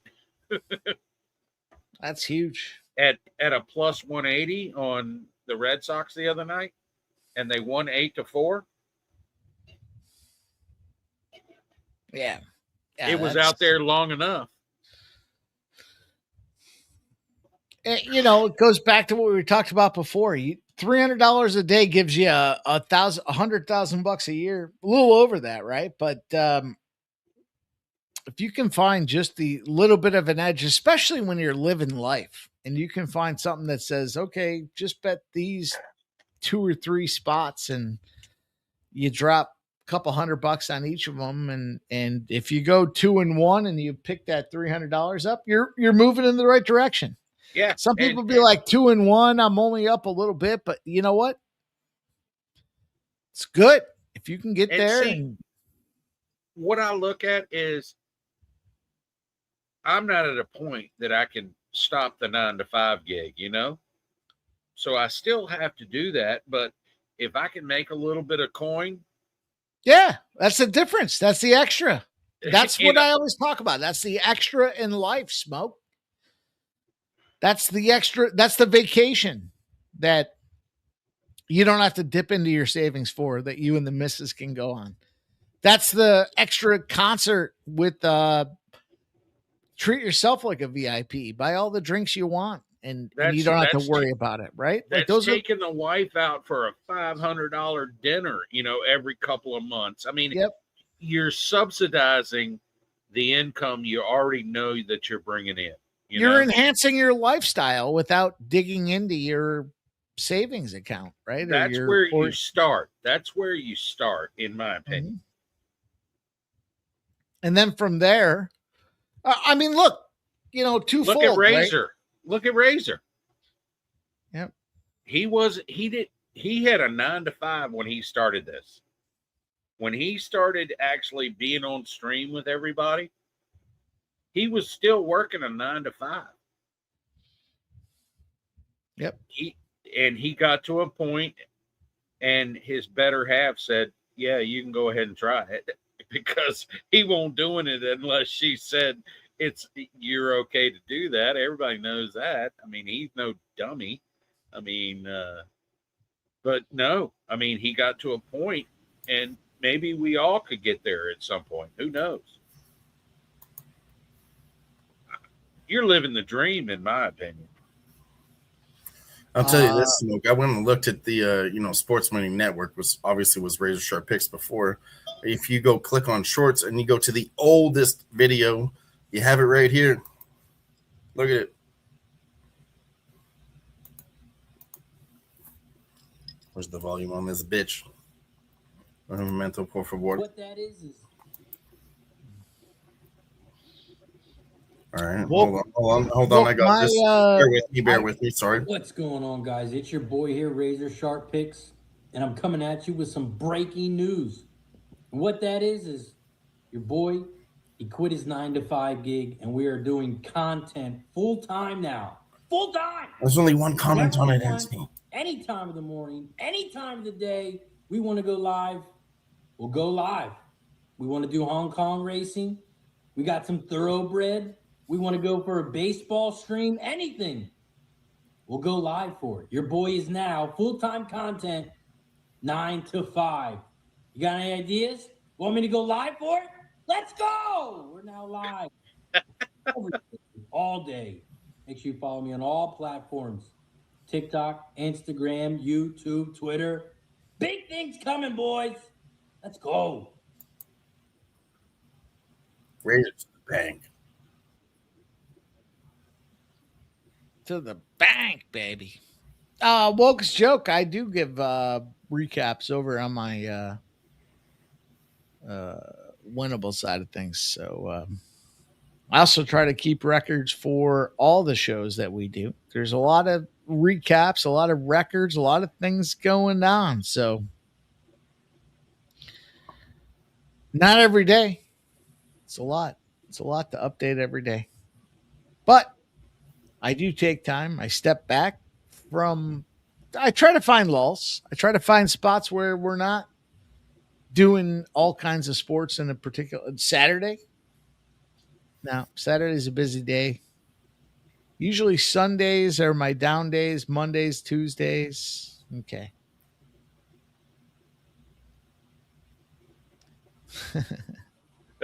Fuck you, Smoke. Fuck you, Smoke. Shout out to Smoke and Mirrors with a gifted membership. The only reason I did that is I want to hear this. I want you to talk about it because I know you're gonna tell exactly what the transparency you give.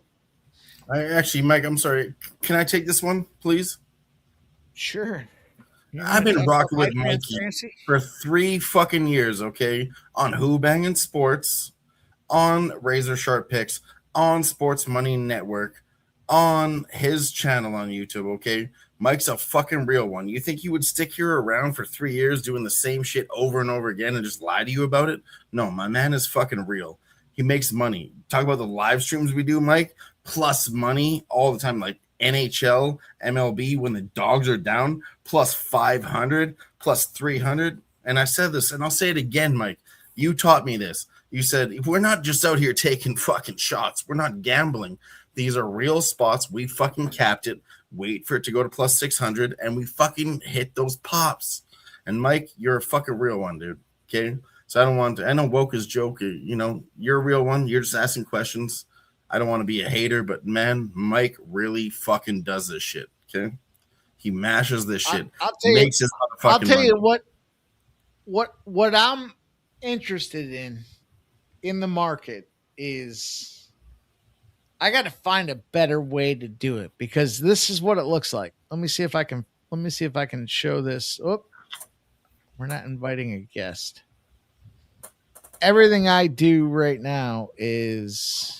Let me see. We let that one go. We'll let this timer go.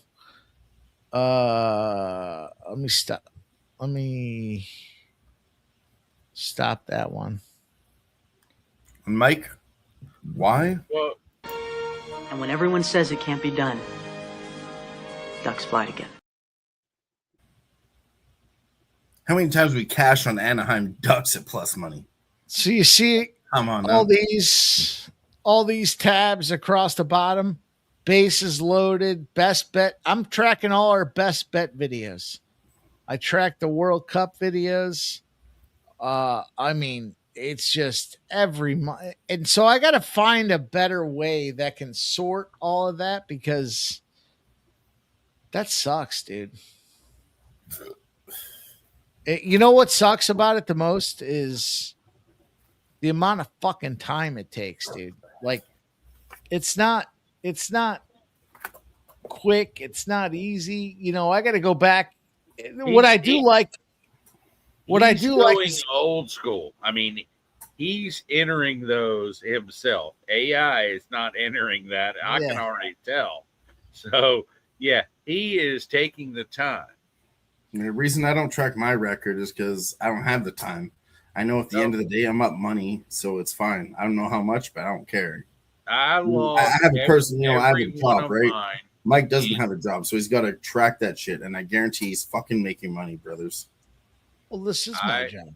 I log all of mine in that dashboard, Mikey. I actually have a bankroll tab, and it has my rolling bankroll, what I have across every book, and I think there's 11 or 12 right now, and it is also putting my CLV on there. I know you hate to hear that word or those initials, but it does kind of mean something in a point. But no, it's doing all of that. It's doing experiments that I've asked it to do in the background. So yeah, I'm starting to log mine for myself. I don't give a shit what anybody else knows about it. You know, you are, because you are the face of sports money. So, well, I said to ahead. the boys, I said we might be up 50 units on our free plays and not even know it. And then I was running back through the numbers and I was like, oh shit, we're up almost 20 units on the free plays we give out. Cause I went back and listened to every single one of them. I put them all in this spreadsheet. I track them every time they go out there. I put them out there. It just sucks. I'd like a better system. Hey, when Mike, I was doing my old show, it was easy enough to just say, put Mike, them I out remember there. your old show. You were smashing. Dylon. Let me say this. He was smashing his plays. Dylon, remember this. I'm talk. getting to a point. Smoke, I'm getting to a point, and I'll let him talk. Sorry to cut you off, Mike. I don't want to be I'm rude. sorry. But I remember Smoke when you cashed all your plays, of course, Mike. But then you said if I tracked my leans too, my leans were up like 18 units also. And I remember that shit. You know, the last call show, that was great. You know, your leans and your picks, everything was smashing. You just can't. There's only so much. But I believe that the subscribers got to have an option. They got to. Everything that we do has to be tracked, though. You know, you're only as good at, and we're not better than anybody else if we don't track where we're winning. So when I looked out there and I saw that we were doing free plays and we were up, I forgot what it was, 18 or 17 units or what. Yeah.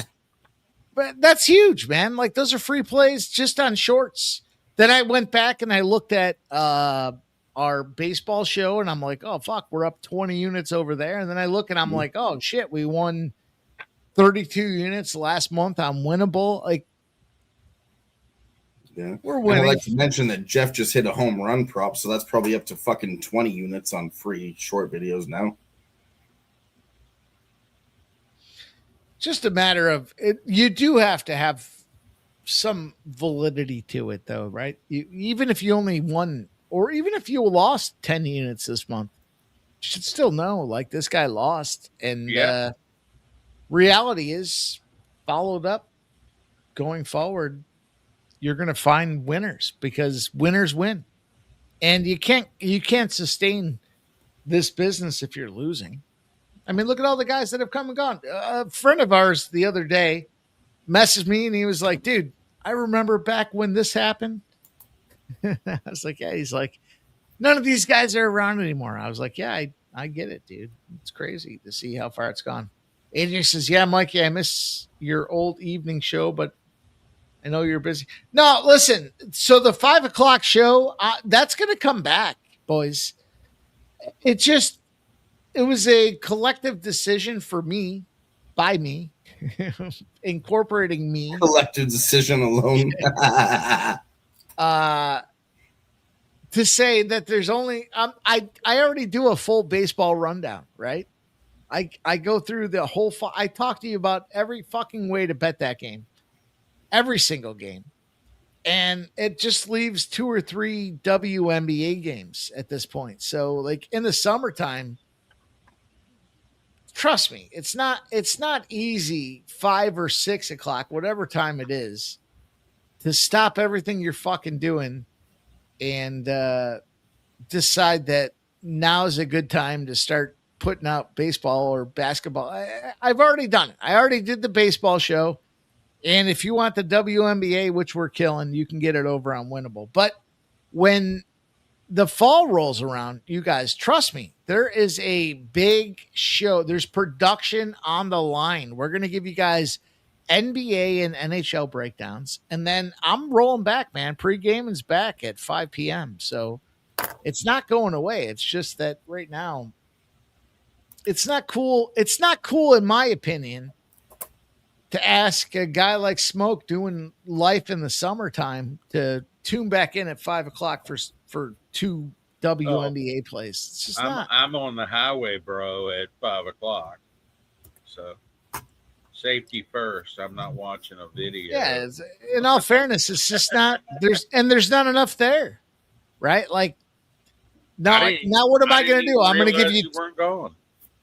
I'm sorry. I'm gonna. There's 2 games. I'm gonna make a play on each game. I mean, what are the odds, right? Like we need a full arsenal of plays. We need 10 NBA play. We need 10 NBA games. We need 10 NHL games.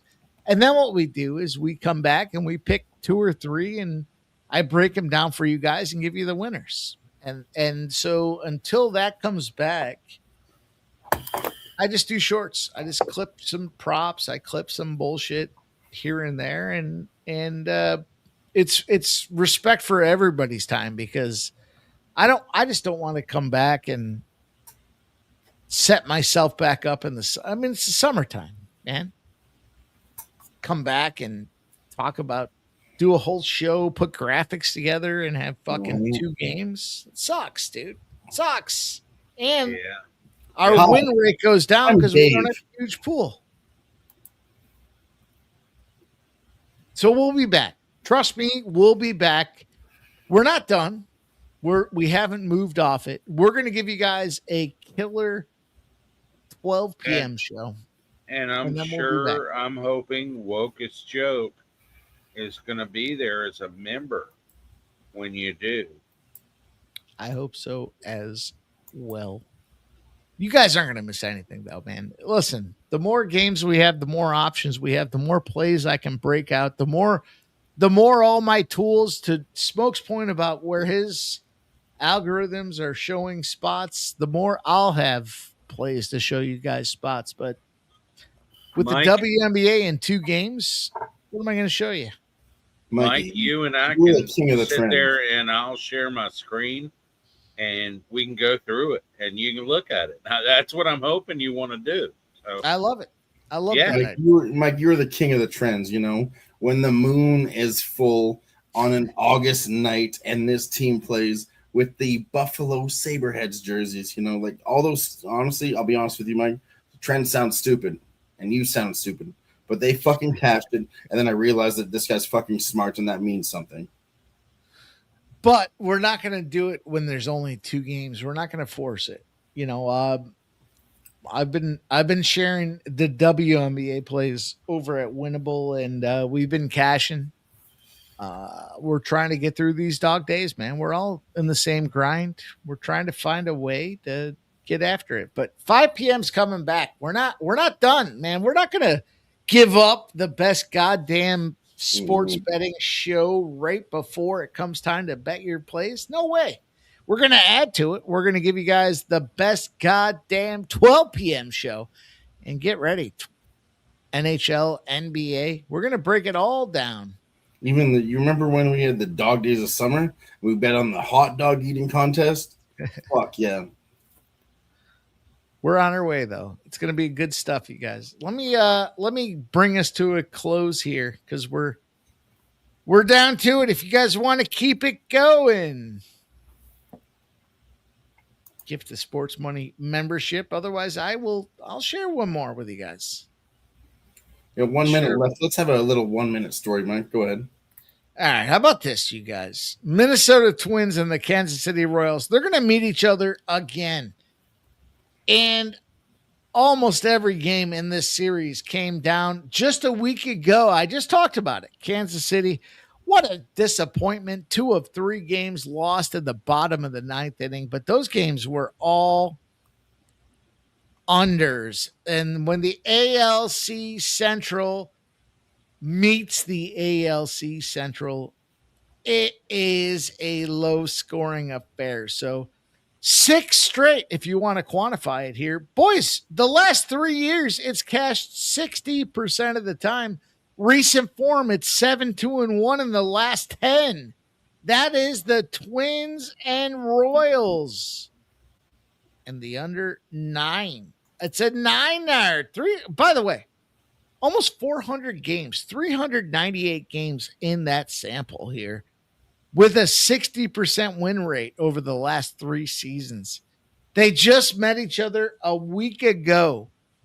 How can you not take this Kansas City game under 9? Under 9 now. We get a 9 up.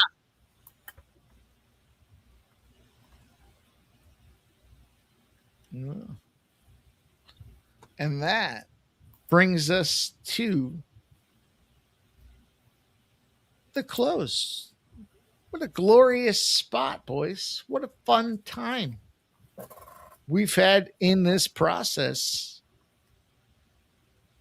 And a lot of fun, a lot of learning, a lot of sharing as well. So I appreciate it, man. I'm looking forward to a big day. It's 2:30 here on the East Coast. I hope all you guys on the West Coast enjoyed it. I want to share the shout outs to the boys, man. Shout out to number 1, numero uno, Smoking Mirrors. He's here. He's live with you guys. He's talking about his algorithms. He's building the models to get out there and get paid. He gifted a Sports Money membership. He followed it up with a 10-pack. Look at this. A fucking 10-pack. Shout out to you, Smoke. Stop Geo came in. He gave a gifted Sports Money membership. And Smoke followed it up with the gifted Sports Money membership. Smorts. Dylan gave a gifted sports membership. And Smoke said, don't threaten me with a good time, bitches. There's a $10 dono. Dylan followed it up. And Smoke said, fuck you, Dylan. I got one too. Brandon came through. Shout out to Brandon with the gifted Sports Money membership. And Smoke came through with a gifted Sports Money ship before shutting us up and shutting us down. Shout out to you, Smoke, my guy. Brother from another mother. And my God, man, I do owe a trip down your way because I know you always say, you're welcome anytime you want to come down. And I appreciate that, man. So I'll appreciate all you guys rocking with us. We have had ourselves, I think, a pretty fun evening. Mm-hmm. It's been profitable. It's been educational as well. We talked a lot about strategy in sports betting and games to go after. This is a great stream, man. We had the fun new graphics for the baseball show. We'll finish off the season in baseball with those new graphics. I like those, by the way. Thank you. Those are pretty cool, right? Like, yeah. Something else. Wokus Joke says 8 minutes still on the clock. I think those 8 minutes on the clock are from another rewind. I'll keep them on the clock. We got actually an ad. We got to run an ad, Mike. We got sponsorships. We got to run an ad. We got Vagina. We're sponsored by Vagina and nobody told me. I've been working on this. Sponsored by Tampax, I believe.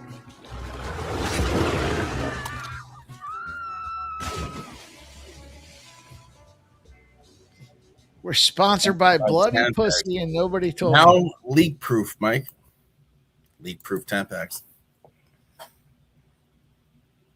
If you need a pad to stop the bleed, nobody can find it better than Tampax, and you can get them here on the Sports Money Network. There's a free read.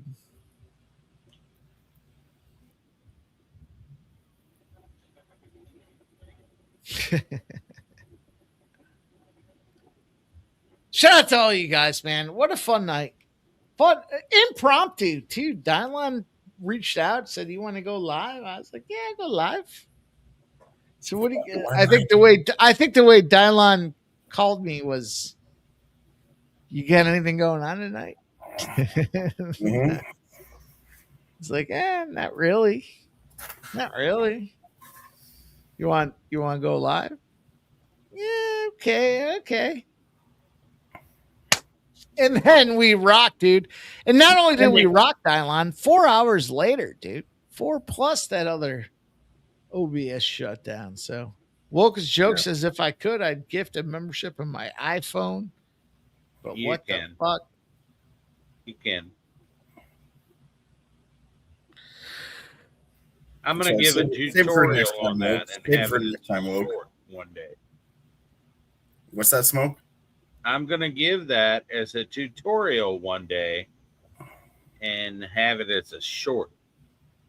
I think you got to go to your browser. You have to go to the browser and type to a Chrome browser, and you go down and you hit the menu button down at the bottom right, and you put it I'll as... say that for later. We're not going for another 10 minutes.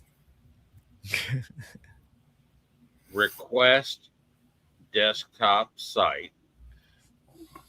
And then when you do that, it will take you to the desktop site and you are able to do so. And I did that in 28 seconds. I fucking hate you, Smoke. You're welcome.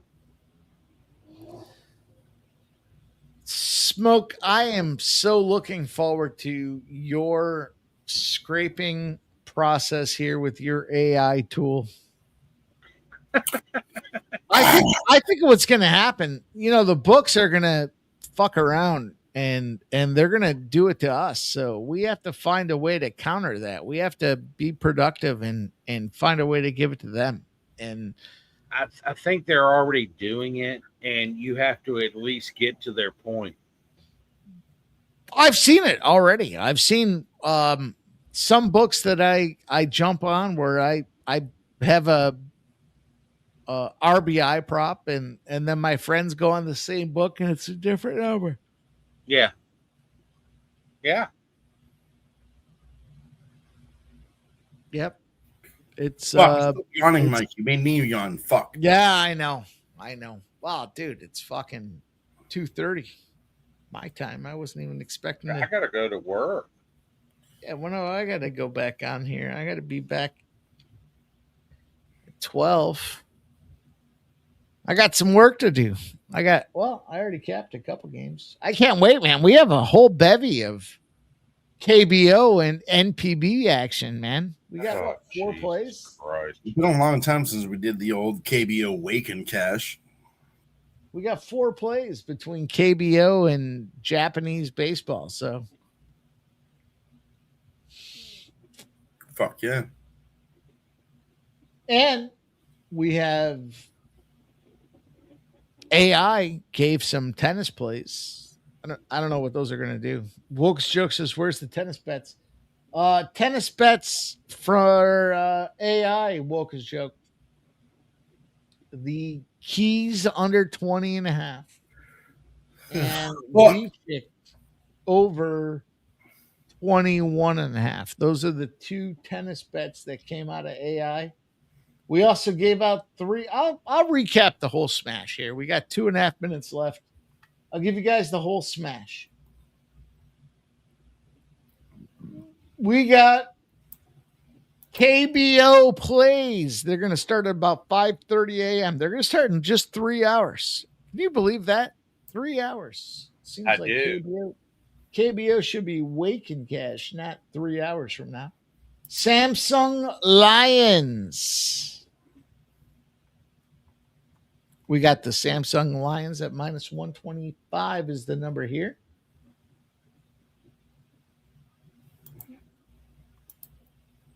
We have the Kia Tigers at -135. Those are 2 straight up KBO plays. We have 2 Japanese baseball plays. 2 Japanese baseball plays. We have Fujikama and Fuku -145. We also have Hiroshima under 5.5 at -110. Those are two Japanese baseball plays. We gave you guys the Red Sox over 8.5. We gave you the Atlanta Braves at minus 138. We gave you Kansas City Royals under 9. Kansas City, Minnesota, the Lakes of Minnetonka under 9.